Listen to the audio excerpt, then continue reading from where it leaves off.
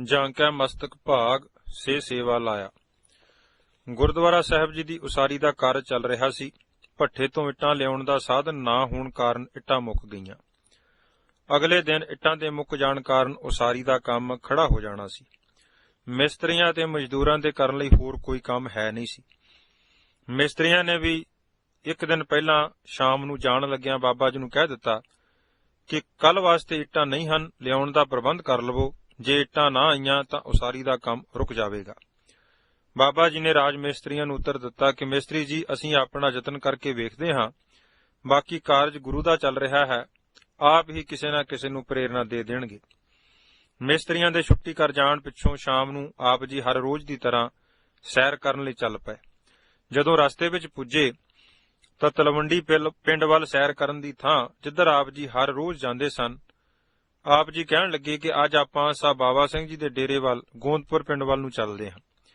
ਜੇ ਡੇਰੇ ਜਾਂ ਖੇਤ ਵਿੱਚ ਸਾਹਿਬ ਬਾਬਾ ਸਿੰਘ ਹੋਰੀ ਜਾਂ ਉਹਨਾਂ ਦਾ ਕੋਈ ਪੁੱਤਰ ਮਿਲ ਪਿਆ ਤਾਂ ਉਹਨਾਂ ਨੂੰ ਗੁਰਦੁਆਰਾ ਸਾਹਿਬ ਲਈ ਇੱਟਾਂ ਲਿਆਉਣ ਦੀ ਸੇਵਾ ਲਈ ਕਹਿ ਦਿਆਂਗੇ। ਇਸ ਤਰ੍ਹਾਂ ਦੋਵੇਂ ਕਾਰਜ ਪੂਰੇ ਹੋ ਜਾਣਗੇ। ਪਾਠ ਕਰਦੇ ਕਰਦੇ ਬਾਬਾ ਜੀ ਅਤੇ 2-3 ਹੋਰ ਪ੍ਰੇਮੀ, ਜਿਨ੍ਹਾਂ ਵਿੱਚ ਬਾਬਾ ਸੇਵਾ ਸਿੰਘ ਜੀ ਵੀ ਸ਼ਾਮਲ ਸਨ, ਸਾਹਿਬ ਬਾਬਾ ਸਿੰਘ ਜੀ ਦੇ ਡੇਰੇ ਪੁੱਜ ਗਏ। ਬਾਬਾ ਸਿੰਘ ਜੀ ਆਪ ਤਾਂ ਨਾ ਮਿਲੇ, ਪਰ ਉਹਨਾਂ ਦਾ ਲੜਕਾ, ਜਿਸ ਦਾ ਨਾਮ ਸਾਦਿਆ ਸਿੰਘ ਹੈ, ਰਸਤੇ ਦੇ ਨਾਲ ਲੱਗਦੇ ਖੇਤ ਵਿੱਚ ਗੰਢੇ ਲਾਉਂਦੇ ਮਿਲ ਪਏ। ਚੌਪੀ ਸਾਹਿਬ ਦਾ ਪਾਠ ਸੰਪੂਰਨ ਹੋਣ ਉਪਰੰਤ ਬਾਬਾ ਜੀ ਉਸ ਪਾਸ ਗਏ ਤੇ ਸਾਦਿਆ ਸਿੰਘ ਨੂੰ ਫਤਿਹ ਬੁਲਾਈ। ਸਾਦਿਆ ਸਿੰਘ, ਜੋ ਸਰਦਾਰ ਬਾਬਾ ਸਿੰਘ ਹੋਰਾਂ ਦੇ ਪੁੱਤਰਾਂ ਵਿੱਚੋਂ ਦੂਜੇ ਨੰਬਰ ਤੇ ਸੀ, ਜੋ ਅਜੇ ਗੁਰਮਤ ਦੇ ਸਿਧਾਂਤਾਂ ਤੋਂ ਜਾਣੂ ਨਹੀਂ ਸਨ, ਦੁਨਿਆਵੀ ਕੰਮਾਂ ਨੂੰ ਪਹਿਲ ਦਿੰਦੇ ਸਨ। ਜੇਕਰ ਝੁੰਗੇ ਵਿੱਚ ਗੁਰੂ ਘਰ ਦੀ ਸੇਵਾ ਮਿਲ ਜਾਵੇ ਤਾਂ ਸੁਤੇ ਸਿੱਧ ਕਰ ਲੈਂਦੇ। ਸਾਦਿਆ ਸਿੰਘ ਜੀ ਨੇ ਵੀ ਆਪਣੇ ਜਟਕੇ ਸੁਭਾਅ ਅਨੁਸਾਰ ਅੱਧਾ ਕੋ ਫਤਿਹ ਦਾ ਉੱਤਰ ਦਿੱਤਾ ਤੇ ਆਉਣ ਦਾ ਕਾਰਨ ਪੁੱਛਿਆ। ਬਾਬਾ ਜੀ ਨੇ ਬੜੀ ਨਿਮਰਤਾ ਨਾਲ ਅਤੇ ਪਿਆਰ ਨਾਲ ਬੇਨਤੀ ਕੀਤੀ ਕਿ ਦਿਆ ਸਿੰਘ, ਤੁਹਾਨੂੰ ਪਤਾ ਹੀ ਹੈ ਕਿ ਗੁਰਦੁਆਰਾ ਸਾਹਿਬ ਜੀ ਦੀ ਉਸਾਰੀ ਦਾ ਕੰਮ ਚੱਲ ਰਿਹਾ ਹੈ ਤੇ ਅੱਜ ਇੱਟਾਂ ਮੁੱਕ ਗਈਆਂ ਹਨ।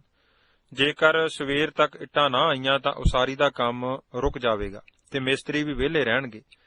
ਜੇ ਤੁਸੀਂ ਮਿਹਰਬਾਨੀ ਕਰਕੇ ਇੱਕ ਇੱਟਾਂ ਦਾ ਫੇਰਾ ਲਾ ਦੇਵੋ ਤਾਂ ਮਿਸਤਰੀ ਵੀ ਵਿਹਲੇ ਨਾ ਰਹਿਣਗੇ ਤੇ ਉਸਾਰੀ ਦਾ ਕਾਰਜ ਵੀ ਚੱਲਦਾ ਰਹੇਗਾ ਅਤੇ ਇਸੇ ਬਹਾਨੇ ਤੁਹਾਡੀ ਸੇਵਾ ਵੀ ਹੋ ਜਾਵੇਗੀ। ਬਾਬਾ ਜੀ ਦੀ ਸਾਰੀ ਗੱਲ ਸੁਣ ਕੇ ਸਰਦਾਰ ਦਇਆ ਸਿੰਘ ਨੇ ਉੱਤਰ ਦਿੱਤਾ ਕਿ ਬਾਬਾ ਜੀ, ਤੁਸੀਂ ਵੇਖ ਹੀ ਰਹੇ ਹੋ, ਅਸੀਂ ਗੰਢੇ ਲਾ ਰਹੇ ਹਾਂ। ਇਹ ਕੰਮ ਵਿਚਾਲੇ ਛੱਡ ਕੇ ਮੈਂ ਇੱਟਾਂ ਲੈਣ ਕਿਵੇਂ ਜਾ ਸਕਦਾ ਹਾਂ? ਤੁਸੀਂ ਆਪ ਜ਼ਿਮੀਂਦਾਰ ਹੋ, ਕਦੇ ਜ਼ਿਮੀਂਦਾਰ ਆਪਣਾ ਕੰਮ ਵਿਚਾਲੇ ਛੱਡ ਕੇ ਨਹੀਂ ਜਾਂਦਾ। ਮੈਂ ਤਾਂ ਇਹ 2 ਕਨਾਲ ਗੰਢੇ ਲਾ ਕੇ ਹੀ, ਜੇ ਫਿਰ ਵਿਹਲ ਹੋਇਆ ਤਾਂ ਕੱਲ ਸ਼ਾਮ ਨੂੰ ਇੱਟਾਂ ਦਾ ਫੇਰਾ ਲਿਆ ਸਕਦਾ। ਬਾਬਾ ਜੀ ਨੇ ਦਇਆ ਸਿੰਘ ਨੂੰ ਕਿਹਾ ਕਿ ਮੈਂ ਆਪ ਜ਼ਿਮੀਂਦਾਰ ਹਾਂ, ਤਦ ਹੀ ਤਾਂ ਤੁਹਾਨੂੰ ਕਹਿ ਰਿਹਾ ਹਾਂ ਕਿ ਇਹਨਾਂ ਗੰਢਿਆਂ ਦੀ ਪਨੀਰੀ ਦਾ ਕੱਲ ਦੁਪਹਿਰ ਤੱਕ ਕੁਝ ਨਹੀਂ ਵਿਗੜਨਾ। ਜੇ ਕੋਈ ਜ਼ਰੂਰੀ ਵੱਤਰ ਦਾ ਕੰਮ ਹੁੰਦਾ ਤਾਂ ਅਸੀਂ ਤੈਨੂੰ ਸ਼ਾਇਦ ਮਜਬੂਰ ਵੀ ਨਾ ਕਰਦੇ। ਪਰ ਦਇਆ ਸਿੰਘ ਹੋਰਾਂ ਪਹਿਲਾਂ ਵਾਲਾ ਹੀ ਉੱਤਰ ਦੁਹਰਾਇਆ ਕਿ ਮੈਂ ਤਾਂ ਕੰਮ ਪੂਰਾ ਕੀਤੇ ਬਿਨਾਂ ਕੋਈ ਸੇਵਾ ਨਹੀਂ ਕਰ ਸਕਦਾ। ਬਾਬਾ ਜੀ ਨੇ ਦਇਆ ਸਿੰਘ ਨੂੰ ਕਿਹਾ ਕਿ ਦਇਆ ਸਿੰਘ, ਤੇਰੀ ਮਰਜ਼ੀ, ਬਹਾਨੇ ਨਾਲ ਸੇਵਾ ਹੋ ਜਾਣੀ ਸੀ ਤੇ ਗੰਢੇ ਵੀ ਲੱਗ ਜਾਣੇ ਸਨ। ਇੰਨਾ ਕਹਿ ਕੇ ਬਾਬਾ ਜੀ ਨੇ ਦਇਆ ਸਿੰਘ ਨੂੰ ਫਤਿਹ ਬੁਲਾਈ ਤੇ ਬਾਕੀ ਸੰਗਤ ਦੇ ਨਾਲ ਵਾਪਸ ਗੁਰਦੁਆਰੇ ਨੂੰ ਤੁਰ ਪਏ। ਰਸਤੇ ਵਿੱਚ ਤੁਰੇ ਹੁੰਦੇ ਬਾਬਾ ਜੀ ਨੇ ਸੁਭਾਵਕ ਬਚਨ ਸ਼ੁਰੂ ਕਰ ਦਿੱਤਾ ਕਿ ਵੇਖੋ, ਭਾਗਾਂ ਤੋਂ ਬਿਨਾਂ ਮਨੁੱਖ ਸੇਵਾ ਵੀ ਨਹੀਂ ਕਰ ਸਕਦਾ। ਜੇ ਦਇਆ ਸਿੰਘ ਸੇਵਾ ਕਰਨ ਨੂੰ ਅੱਜ ਮੰਨ ਜਾਂਦਾ ਤਾਂ ਸਤਿਗੁਰੂ ਜੀ ਦੀ ਖੁਸ਼ੀ ਵੀ ਬੇਅੰਤ ਹੋਣੀ ਸੀ ਤੇ ਗੰਢੇ ਲਾਉਣ ਦਾ ਕਾਰਜ ਵੀ ਹੋ ਜਾਣਾ ਸੀ। ਗੰਢੇ ਪਤਾ ਨਹੀਂ ਹੋਣੇ ਵੀ ਹਨ ਕਿ ਨਹੀਂ, ਸੇਵਾ ਦਾ ਸਮਾਂ ਇਸਨੇ ਹੱਥੋਂ ਗਵਾ ਲਿਆ। ਚਲੋ, ਭਾਗਾਂ ਦੀ ਗੱਲ ਹੈ, ਜਿਸ ਪਾਸੋਂ ਸਤਿਗੁਰੂ ਜੀ ਨੇ ਸੇਵਾ ਲੈਣੀ ਹੋਵੇਗੀ ਲੈ ਲੈਣਗੇ। ਸੇਵਾ ਵੀ ਭਾਗਾਂ ਨਾਲ ਹੀ ਹੋ ਸਕਦੀ ਹੈ। ਜਾਂਕੈ ਮਸਤਕ ਭਾਗ ਸੇ ਸੇਵਾ ਲਾਇਆ। ਸੇਵਾ ਬੜੀ ਉੱਤਮ ਵਸਤੂ ਹੈ, ਪਰ ਜਿਸ ਨੂੰ ਪਰਮੇਸ਼ਰ ਆਪ ਮਿਹਰ ਕਰਕੇ ਸੇਵਾ ਵਿੱਚ ਲਾਵੇ ਉਹ ਹੀ ਸੇਵਾ ਕਰ ਸਕਦਾ ਹੈ। ਜਿਸ ਹਰ ਸੇਵਾ ਲਾਏ ਸੋਈ ਜਨ ਲਾਗੇ, ਧੰਨ ਗੁਰੂ ਰਾਮਦਾਸ ਸਾਹਿਬ ਜੀ ਦਾ ਫਰਮਾਨ ਹੈ। ਸੇਵਾ ਪ੍ਰਥਾਏ ਹੋਰ ਵਿਚਾਰਾਂ ਸੁਣਾਉਂਦਿਆਂ ਬਾਬਾ ਜੀ ਨੇ ਬਚਨ ਕੀਤਾ ਕਿ ਗੁਰੂ ਘਰ ਦੀ ਜਾਂ ਕਿਸੇ ਵੀ ਭਲੇ ਅਰਥ ਚੱਲ ਰਹੀ ਸੇਵਾ ਵਿੱਚ ਆਪਣੇ ਵਿੱਤ ਅਨੁਸਾਰ ਹਿੱਸਾ ਜ਼ਰੂਰ ਪਾਉਣਾ ਚਾਹੀਦਾ ਹੈ। ਆਪਣਾ ਕੰਮ ਪੂਰਾ ਕਰਕੇ ਜਿੰਨਾ ਸਮਾਂ ਮਿਲੇ ਸੇਵਾ ਕਰਕੇ ਸਰੀਰ ਨੂੰ ਸਫਲ ਕਰ ਲੈਣਾ ਚਾਹੀਦਾ ਹੈ। ਸਤਿਗੁਰੂ ਜੀ ਦੀ ਖੁਸ਼ੀ ਅਤੇ ਲੋੜਵੰਦ ਦੀ ਅਸੀਸ ਅਵੱਸ਼ ਲੈਣੀ ਚਾਹੀਦੀ ਹੈ। ਕਈ ਵਾਰੀ ਜੀਵਨ ਵਿੱਚ ਅਜਿਹੇ ਸਮੇਂ ਵੀ ਕਰਤਾਰ ਬਖਸ਼ਿਸ਼ ਕਰ ਦਿੰਦਾ ਹੈ ਜਿੱਥੇ ਘਰੋਗੀ ਕੰਮ ਨੂੰ ਪਿੱਛੇ ਰੱਖ ਕੇ ਸੇਵਾ ਦੇ ਕਾਰਜਾਂ ਨੂੰ ਪਹਿਲ ਦੇ ਦੇਣੀ ਚਾਹੀਦੀ ਹੈ। ਜੋ ਅਜਿਹੇ ਸਮੇਂ ਨੂੰ ਸਾਂਭ ਲੈਂਦਾ ਹੈ, ਉਸ ਦੀ ਕੀਤੀ ਸੇਵਾ ਗੁਰੂ ਦਰ ਪ੍ਰਵਾਨ ਹੋ ਜਾਂਦੀ ਹੈ ਅਤੇ ਦੁਨਿਆਵੀ ਕਾਰਜ ਵਿੱਚ ਵੀ ਕਿਸੇ ਕਿਸਮ ਦਾ ਕੋਈ ਵਿਘਨ ਸਤਿਗੁਰੂ ਜੀ ਨਹੀਂ ਪੈਣ ਦਿੰਦੇ। ਗੁਰੂ ਮਹਾਰਾਜ ਜੀ ਸਾਰੇ ਘਾਟੇ ਪੂਰੇ ਕਰ ਦਿੰਦੇ ਹਨ। ਗੁਰੂ ਖੁਸ਼ੀ ਪ੍ਰਾਪਤ ਕਰਨ ਲਈ ਕਈ ਵਿਘਨਾਂ ਦਾ ਨਾਸ਼ ਹੋ ਜਾਂਦਾ ਹੈ। ਅਜਿਹੀ ਕੀਤੀ ਸੇਵਾ ਲਈ ਹੀ ਸਤਿਗੁਰੂ ਜੀ ਦਾ ਫਰਮਾਨ ਹੈ, ਸਾ ਸੇਵਾ ਕੀਤੀ ਸਫਲ ਹੈ, ਜਿਤ ਸਤਿਗੁਰ ਕਾ ਮਨ ਮੰਨੇ। ਜਾਂ ਸਤਿਗੁਰ ਕਾ ਮਨ ਮੰਨਿਆ ਤਾਂ ਪਾਪ ਕਸਮਲ ਭੰਨੇ। ਇਸ ਪ੍ਰਕਾਰ ਦੀਆਂ ਵਿਚਾਰਾਂ ਸੁਣਦਿਆਂ ਅਸੀਂ ਸਾਰੇ ਗੁਰਦੁਆਰਾ ਸਾਹਿਬ ਪੁੱਜ ਗਏ। ਸਾਰੀ ਸੰਗਤ ਨੇ 5 ਇਸ਼ਨਾਨਾਂ ਕਰਕੇ ਗੁਰੂ ਮਹਾਰਾਜ ਜੀ ਦੇ ਹਜ਼ੂਰ ਸੰਗਤੀ ਰੂਪ ਵਿੱਚ ਸੋਦਰ ਦੀ ਹਾਜ਼ਰੀ ਭਰੀ। ਗੁਰੂ ਮਹਾਰਾਜ ਜੀ ਨੂੰ ਸੁਖ ਆਸਣ ਕਰਕੇ ਲੰਗਰ ਛਕ ਕੇ ਹਰ ਰੋਜ਼ ਦੀ ਤਰ੍ਹਾਂ ਗੁਰ ਇਤਿਹਾਸ ਨੂੰ ਵਾਚਣਾ ਕੀਤਾ। ਰਾਤ ਆਰਾਮ ਕਰਨ ਉਪਰੰਤ ਅੰਮ੍ਰਿਤ ਵੇਲੇ ਦੀ ਸੰਭਾਲ ਕਰਕੇ ਛੰਨ ਵਿੱਚ ਗੁਰੂ ਮਹਾਰਾਜ ਦਾ ਪ੍ਰਕਾਸ਼ ਕੀਤਾ। ਬਾਬਾ ਜੀ ਨੇ ਆਏ ਹੋਏ ਗੁਰੂ ਮੁਖਵਾਕ ਦੀ ਕਥਾ ਸੰਗਤਾਂ ਨੂੰ ਸਰਵਣ ਕਰਾਈ। ਹੁਕਮਨਾਮੇ ਦੀ ਚੱਲ ਰਹੀ ਵਿਚਾਰ ਸਮੇਂ ਹੀ ਗੋਂਦਪੁਰ ਪਿੰਡ ਤੋਂ ਇੱਕ ਪ੍ਰੇਮੀ ਨਵਾਂ ਟਰੱਕ ਲੈ ਕੇ ਆ ਪੁੱਜਾ। ਗੁਰੂ ਮਹਾਰਾਜ ਨੂੰ ਨਮਸਕਾਰ ਕਰਕੇ ਗੁਰੂ ਹਜ਼ੂਰੀ ਵਿੱਚ ਬੈਠ ਕੇ ਚੱਲ ਰਹੀ ਮੁਖਵਾਕ ਦੀ ਕਥਾ ਬਾਬਾ ਜੀ ਦੇ ਮੁਖਾਰਬਿੰਦ ਤੋਂ ਸਰਵਣ ਕੀਤੀ। ਪ੍ਰਸ਼ਾਦ ਵਰਤਣ ਉਪਰੰਤ ਉਸ ਪ੍ਰੇਮੀ ਨੇ ਬਾਬਾ ਜੀ ਨੂੰ ਬੇਨਤੀ ਕੀਤੀ ਕਿ ਗੁਰੂ ਮਹਾਰਾਜ ਜੀ ਨੇ ਕਿਰਪਾ ਕਰਕੇ ਸਾਨੂੰ ਇਹ ਨਵੇਂ ਟਰੱਕ ਦੀ ਬਖਸ਼ਿਸ਼ ਕੀਤੀ ਹੈ। ਸਾਡੇ ਮਨ ਦੀ ਇੱਛਾ ਸੀ ਕਿ ਇਸ ਨਵੇਂ ਟਰੱਕ ਨਾਲ ਕਾਰੋਬਾਰ ਸ਼ੁਰੂ ਕਰਨ ਤੋਂ ਪਹਿਲਾਂ ਗੁਰੂ ਘਰ ਦੀ ਕੋਈ ਸੇਵਾ ਕਰੀਏ, ਤਾਂ ਜੋ ਸਾਡੇ ਕਾਰੋਬਾਰ ਵਿੱਚ ਕੋਈ ਵਿਘਨ ਨਾ ਪਵੇ। ਗੁਰਦੁਆਰਾ ਸਾਹਿਬ ਦੀ ਸੇਵਾ ਚੱਲ ਰਹੀ ਹੈ। ਜੇ ਤੁਸੀਂ ਹੁਕਮ ਕਰੋ ਤਾਂ ਰੇਤਾ ਦੇ 2 ਫੇਰੇ ਲਿਆ ਦਿੰਦੇ ਹਾਂ, ਜਾਂ ਜੇ ਕੋਈ ਹੋਰ ਸੇਵਾ ਲੈਣੀ ਹੈ ਤਾਂ ਉਸ ਨੂੰ ਕਰਨ ਲਈ ਵੀ ਦੱਸ ਦੇਵੋ। ਬਾਬਾ ਜੀ ਨੇ ਉਸ ਪ੍ਰੇਮੀ ਦੀ ਸਾਰੀ ਗੱਲ ਸੁਣ ਕੇ ਗੁਰੂ ਮਹਾਰਾਜ ਨੂੰ ਨਮਸਕਾਰ ਕੀਤੀ ਤੇ ਬਾਹਰ ਆ ਕੇ ਸਾਰੀ ਸੰਗਤ ਨੂੰ ਜਲ ਪਾਣੀ ਛਕਾਇਆ। ਜਲ ਪਾਣੀ ਛਕਣ ਉਪਰੰਤ ਬਾਬਾ ਜੀ ਨੇ ਟਰੱਕ ਵਾਲੇ ਪ੍ਰੇਮੀ ਨੂੰ ਕਿਹਾ ਕਿ ਰੇਤਾ ਤਾਂ ਅਜੇ ਕਾਫੀ ਹੈ, ਜੇ ਤੁਸੀਂ ਇੱਟਾਂ ਦੇ 2 ਫੇਰੇ ਭੱਠੇ ਤੋਂ ਲਿਆ ਦੇਵੋ ਤਾਂ ਬਹੁਤ ਚੰਗਾ ਹੋਵੇਗਾ। ਉਸ ਪ੍ਰੇਮੀ ਨੇ 7 ਵਚਨ ਕਿਹਾ ਤੇ ਮਿਸਤਰੀਆਂ ਦੇ ਕੰਮ ਤੇ ਪੁੱਜਣ ਤੋਂ ਪਹਿਲਾਂ ਉਸ ਨੇ ਇੱਟਾਂ ਦਾ ਟਰੱਕ ਲੈ ਆਂਦਾ। ਦੁਪਹਿਰ ਤੱਕ 2 ਫੇਰੇ ਇੱਟਾਂ ਦੇ ਲਿਆ ਦਿੱਤੇ। ਜਾਣ ਲੱਗੇ ਉਸ ਪ੍ਰੇਮੀ ਨੇ ਬੜੀ ਨਿਮਰਤਾ ਨਾਲ ਬੇਨਤੀ ਕੀਤੀ ਕਿ ਜਦੋਂ ਵੀ ਕੋਈ ਸੇਵਾ ਦੀ ਲੋੜ ਹੋਵੇ ਕਿਸੇ ਪਾਸ ਸੁਨੇਹਾ ਭੇਜ ਦੇਣਾ, ਮੈਂ ਸੇਵਾ ਕਰਨ ਲਈ ਹਾਜ਼ਰ ਹੋ ਜਾਵਾਂਗਾ। ਬਾਬਾ ਜੀ ਨੇ ਗੁਰੂ ਮਹਾਰਾਜ ਜੀ ਦਾ ਸ਼ੁਕਰਾਨਾ ਕੀਤਾ ਤੇ ਬਚਨ ਕੀਤਾ ਕਿ ਗੁਰੂ ਮਹਾਰਾਜ ਜੀ ਨੇ ਤਾਂ ਸਾਨੂੰ ਗੁਰਦੁਆਰਾ ਸਾਹਿਬ ਦੀ ਸੇਵਾ ਕਰਨ ਲਈ ਬਹਾਨਾ ਹੀ ਬਣਾਇਆ ਹੋਇਆ ਹੈ। ਸਾਰਾ ਫਿਕਰ ਤਾਂ ਉਹ ਆਪ ਹੀ ਕਰ ਰਹੇ ਹਨ। ਸਗਲ ਸਰੰਜਾਮ ਕਰੇ ਪ੍ਰਭ ਆਪੇ ਵਾਲੀ ਗੱਲ ਬਣੀ ਹੋਈ ਹੈ। ਉਧਰ ਸਰਦਾਰ ਦਇਆ ਸਿੰਘ ਜੀ ਨੇ ਸਾਰੇ ਪਰਿਵਾਰ ਨਾਲ ਰਲ ਕੇ 2 ਕਨਾਲ ਗੰਢੇ ਵੀ ਸ਼ਾਮ ਤੱਕ ਲਾ ਲਏ। ਪਰਮੇਸ਼ਰ ਦੀ ਨੇਤ ਐਸੀ ਬਣੀ, ਦੂਸਰੇ ਦਿਨ ਬਾਰਿਸ਼ ਬੜੇ ਜ਼ੋਰ ਦੀ ਪੈਣੀ ਸ਼ੁਰੂ ਹੋ ਗਈ। ਦਇਆ ਸਿੰਘ ਦਾ ਖੇਤ ਜਿਸ ਵਿੱਚ ਉਸਨੇ ਗੰਢੇ ਲਾਏ ਸਨ ਸੜਕ ਦੇ ਨਾਲ ਲੱਗਦਾ ਸੀ। ਸੜਕ ਉੱਚੀ ਹੋਣ ਕਾਰਨ ਸਾਰਾ ਖੇਤ ਪਾਣੀ ਨਾਲ ਨੱਕੋ ਨੱਕ ਭਰ ਗਿਆ। 2 ਦਿਨ ਪਾਣੀ ਨਾ ਸੁੱਕਿਆ। ਅੱਧ ਪਚੱਦੇ ਗੰਢੇ ਤਾਂ ਪਾਣੀ ਨਾਲ ਰੁੜ ਗਏ, ਬਾਕੀ ਪਾਣੀ ਖੜਾ ਰਹਿਣ ਕਾਰਨ ਗਲ ਗਏ। ਇਸ ਘਟਨਾ ਦੇ ਵਾਪਰਨ ਤੋਂ 3-4 ਦਿਨ ਬਾਅਦ ਦਇਆ ਸਿੰਘ ਨੇ ਮਨ ਵਿੱਚ ਕਾਫੀ ਪਛਤਾਵਾ ਕੀਤਾ ਤੇ ਬਾਬਾ ਜੀ ਪਾਸ ਆ ਕੇ ਬੇਨਤੀ ਕੀਤੀ ਕਿ ਬਾਬਾ ਜੀ, ਮੈਂ ਤੁਹਾਡਾ ਬਚਨ ਵੀ ਨਹੀਂ ਮੰਨਿਆ। ਗੰਢੇ ਤਾਂ ਉੱਥੇ ਕੀ ਹੋਣੇ ਸੀ, ਬਾਰਿਸ਼ ਨਾਲ ਪਨੀਰੀ ਵੀ ਜਾਂਦੀ ਲੱਗੀ। ਹੁਣ ਕੋਈ ਸੇਵਾ ਹੈ ਤਾਂ ਮੈਨੂੰ ਦੱਸੋ। ਬਾਬਾ ਜੀ ਨੇ ਉਸ ਨੂੰ ਕਿਹਾ ਕਿ ਜਦੋਂ ਵੀ ਕੋਈ ਸੇਵਾ ਹੋਈ ਤੁਸੀਂ ਸੰਗਤਾਂ ਨਹੀਂ ਕਰਨੀ ਹੈ, ਅਸੀਂ ਜ਼ਰੂਰ ਤੁਹਾਨੂੰ ਦੱਸਾਂਗੇ। ਦਇਆ ਸਿੰਘ ਥੋੜਾ ਸਮਾਂ ਆਪ ਜੀ ਪਾਸ ਬੈਠ ਕੇ ਮੁੜ ਆਪਣੇ ਡੇਰੇ ਨੂੰ ਪਰਤ ਗਏ।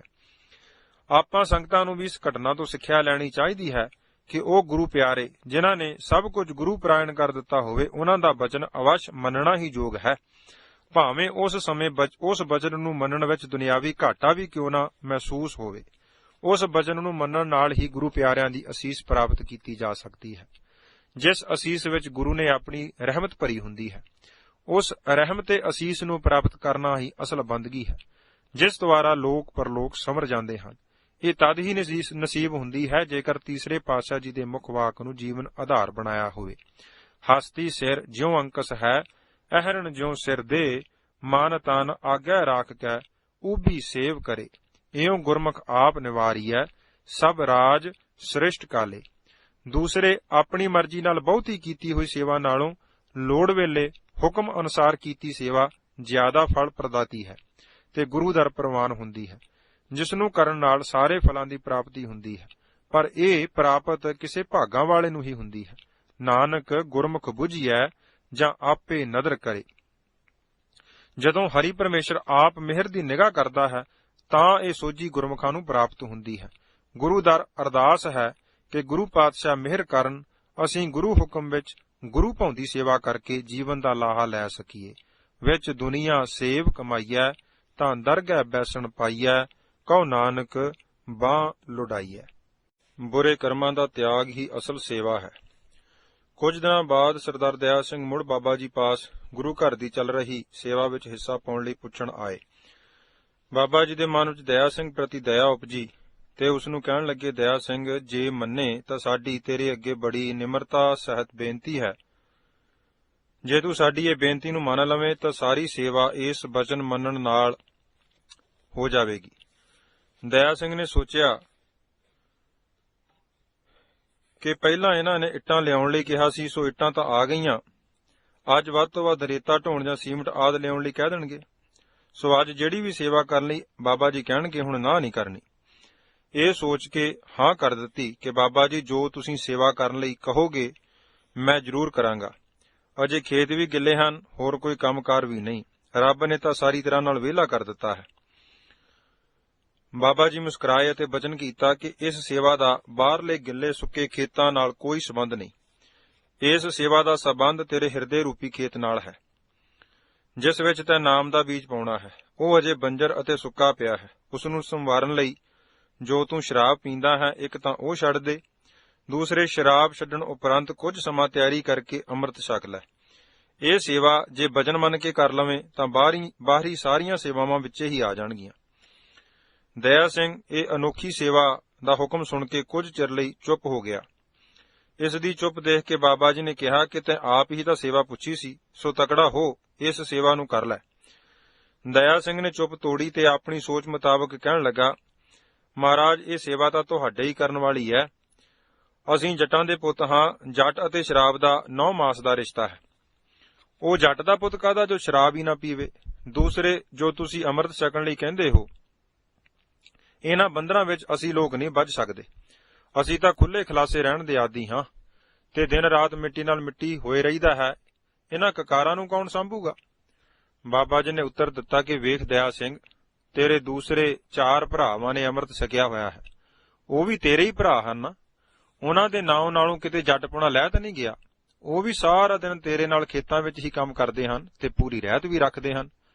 ਉਹਨਾਂ ਨੇ ਤਾਂ ਕਦੇ ਇਹ ਗਿਲਾ ਨਹੀਂ ਕੀਤਾ ਕਿ ਕਕਾਰ ਸਾਡੇ ਕੰਮਕਾਰ ਵਿੱਚ ਕਿਸੇ ਤਰ੍ਹਾਂ ਦੀ ਰੁਕਾਵਟ ਪਾਉਂਦੇ ਹਨ। ਤੂੰ ਐਵੇਂ ਨਾ ਬਹਾਨੇਬਾਜ਼ੀ ਕਰ, ਇਸ ਵਿੱਚ ਤੇਰਾ ਹੀ ਭਲਾ ਹੈ। ਜੇ ਭਲਾ ਤੂੰ ਸ਼ਰਾਬ ਨਾ ਛੱਡੇ, ਅੰਮ੍ਰਿਤ ਨਾ ਛਕੇ ਤਾਂ ਸਾਡਾ ਕੀ ਨੁਕਸਾਨ ਹੋਣਾ ਹੈ। ਅਸੀਂ ਤਾਂ ਕੇਵਲ ਤੇਰੇ ਭਲੇ ਲਈ ਤੈਨੂੰ ਕਹਿ ਰਹੇ ਹਾਂ। ਦੂਜੇ ਤੂੰ ਆਪ ਸੇਵਾ ਪੁੱਛੀ ਹੈ ਤੇ ਬਚਨ ਵੀ ਕੀਤਾ ਹੈ ਕਿ ਤੂੰ ਸਾਡੇ ਵੱਲੋਂ ਦੱਸੀ ਸੇਵਾ ਕਰੇਗਾ, ਤੇ ਹੁਣ ਤੂੰ ਸੇਵਾ ਕਰਨ ਤੋਂ ਮੁਨਕਰ ਵੀ ਹੋ ਰਿਹਾ ਹੈ। ਦਇਆ ਸਿੰਘ ਨੇ ਕਿਹਾ, ਜੀ ਮੈਂ ਤਾਂ ਇੱਟਾਂ ਰੇਤ ਦੀ ਸੇਵਾ ਪੁੱਛੀ ਸੀ, ਨਾ ਕਿ ਸ਼ਰਾਬ ਦਾ ਤਿਆਗ ਕਰਕੇ ਅੰਮ੍ਰਿਤ ਛਕਣ ਦੀ, ਤੇ ਨਾ ਹੀ ਮੈਂ ਅੰਮ੍ਰਿਤ ਛਕਣ ਲਈ ਮਨ ਬਣਾ ਕੇ ਆਇਆ ਹਾਂ। ਬਾਬਾ ਜੀ ਕਹਿਣ ਲੱਗੇ, ਭਲਿਆ ਲੋਕਾ, ਤੇਰੀ ਮਰਜ਼ੀ। ਅਸੀਂ ਤਾਂ ਤੈਨੂੰ ਪਹਿਲਾਂ ਕਹੀ ਸੇਵਾ ਨਾਲੋਂ ਕਈ ਗੁਣਾ ਜ਼ਿਆਦਾ ਲਾਭ ਦੇਣ ਵਾਲੀ ਸੇਵਾ ਦੱਸੀ ਹੈ। ਉਸ ਨੂੰ ਕਰਨਾ ਜਾਂ ਨਾ ਕਰਨਾ ਹੁਣ ਤੇਰੀ ਮਰਜ਼ੀ ਹੈ। ਉਧਰ ਦਇਆ ਸਿੰਘ ਨੇ ਮਨ ਵਿੱਚ ਸੋਚਿਆ ਕਿ ਮੈਂ ਤਾਂ ਸੋਚਿਆ ਸੀ ਕਿ ਅੱਜ ਕੱਲ ਵੇਲ ਹੈ, 1-2 ਗੱਡੇ ਇੱਟਾਂ ਦੇ ਜਾਂ ਰੇਤਾ ਦੇ ਲਿਆ ਦੇਵਾਂਗੇ, ਸੋ ਇਸ ਤਰ੍ਹਾਂ ਸੰਤਾਂ ਦੀ ਵੀ ਖੁਸ਼ੀ ਹੋ ਜਾਵੇਗੀ। ਇਹ ਤਾਂ ਹੁਣ ਖੂਹ ਪਿਆ ਵਿਹੜਾ ਨੱਥਣ ਲੱਗ ਪਏ ਹਨ। ਇਹ ਹੁਣ ਚੱਲ ਕੇ ਸਾਡੇ ਪਾਸ ਸੇਵਾ ਪੁੱਛਣ ਆਇਆ ਹੈ, ਇਸ ਦੀ ਸ਼ਰਾਬ ਵੀ ਛਡਾ ਦਈਏ ਤੇ ਗਲ ਵਿੱਚ ਕਿਰਪਾਨ ਵੀ ਪਵਾ ਦਈਏ। ਮਨਾ ਇਹ ਗੱਲ ਔਖੀ ਹੈ। ਇੱਥੋਂ ਛੇਤੀ ਚੱਲ, ਕੋਈ ਹੋਰ ਨਾ ਸ਼ਰਤ ਰੱਖ ਦੇਣ, ਨਾਲ ਇਹ ਵੀ ਕਰ ਲੈ। ਸੋਚ ਕੇ ਬਾਬਾ ਜੀ ਨੂੰ ਕਿਹਾ, ਚੰਗਾ ਮਹਾਰਾਜ ਜੀ, ਮੈਂ ਚੱਲਦਾ ਹਾਂ। ਬਾਬਾ ਜੀ ਨੇ ਤੁਰਨ ਲੱਗੇ ਦਇਆ ਸਿੰਘ ਨੂੰ ਕਿਹਾ ਕਿ ਸਾਡਾ ਤੇਰੇ ਪਿਤਾ ਜੀ ਅਤੇ ਤੁਹਾਡੇ ਪਰਿਵਾਰ ਨਾਲ ਬਹੁਤ ਪਿਆਰ ਹੈ, ਜਿਸ ਕਰਕੇ ਅਸੀਂ ਤੈਨੂੰ ਇਹ ਬਚਨ ਆਖਿਆ ਹੈ। ਜੇ ਤੂੰ ਮੰਨ ਲੈਂਦਾ ਤਾਂ ਚੰਗਾ ਸੀ, ਸਾਡਾ ਵੀ ਕਹੇ ਦਾ ਮਾਣ ਰਹਿ ਜਾਣਾ ਸੀ ਤੇ ਤੇਰਾ ਤਾਂ ਭਲਾ ਹੋਣਾ ਹੀ ਸੀ। ਪਰ ਯਾਦ ਰੱਖੀ, ਜੇ ਬੰਦਾ ਕਿਸੇ ਦੇ ਕਹਿਣ ਤੇ ਚੰਗੇ ਪਾਸੇ ਨਾ ਆਵੇ ਤਾਂ ਕੁਦਰਤ ਉਸ ਨੂੰ ਕਈ ਵਾਰ ਹੋਰ ਤਰੀਕੇ ਨਾਲ ਸਿੱਧੇ ਰਸਤੇ ਲੈ ਆਉਂਦੀ ਹੈ। ਇਹ ਬਚਨ ਸੁਣ ਕੇ ਨਿਮੋ ਝੂਣਾ ਜਿਹਾ ਹੋ ਕੇ ਦਇਆ ਸਿੰਘ ਵਾਪਸ ਆਪਣੇ ਡੇਰੇ ਪਰਤ ਆਇਆ। ਸਮਾਂ ਬੀਤਦਾ ਗਿਆ। ਦਇਆ ਸਿੰਘ ਪੂਰਬਲੇ ਕਰਮਾਂ ਅਧੀਨ ਆਪਣੇ ਮਨ ਦੇ ਨਿਰਧਾਰਤ ਕੀਤੇ ਮਾਰਗ ਤੇ ਚੱਲਦਾ ਰਿਹਾ। ਸਾ ਬਾਵਾ ਸਿੰਘ ਜੀ ਵੀ ਇਸ ਦੇ ਭੈੜੇ ਸੁਭਾਅ ਤੋਂ ਤੰਗ ਸਨ। ਉਹਨਾਂ ਵੀ ਕਈ ਵਾਰ ਸਮਝਾਇਆ ਪਰ ਸਫਲਤਾ ਨਾ ਮਿਲੀ। 6-7 ਮਹੀਨੇ ਦਾ ਸਮਾਂ ਬੀਤ ਗਿਆ। ਦੁਸਹਿਰੇ ਦਾ ਮੇਲਾ ਢੁੱਕਾ।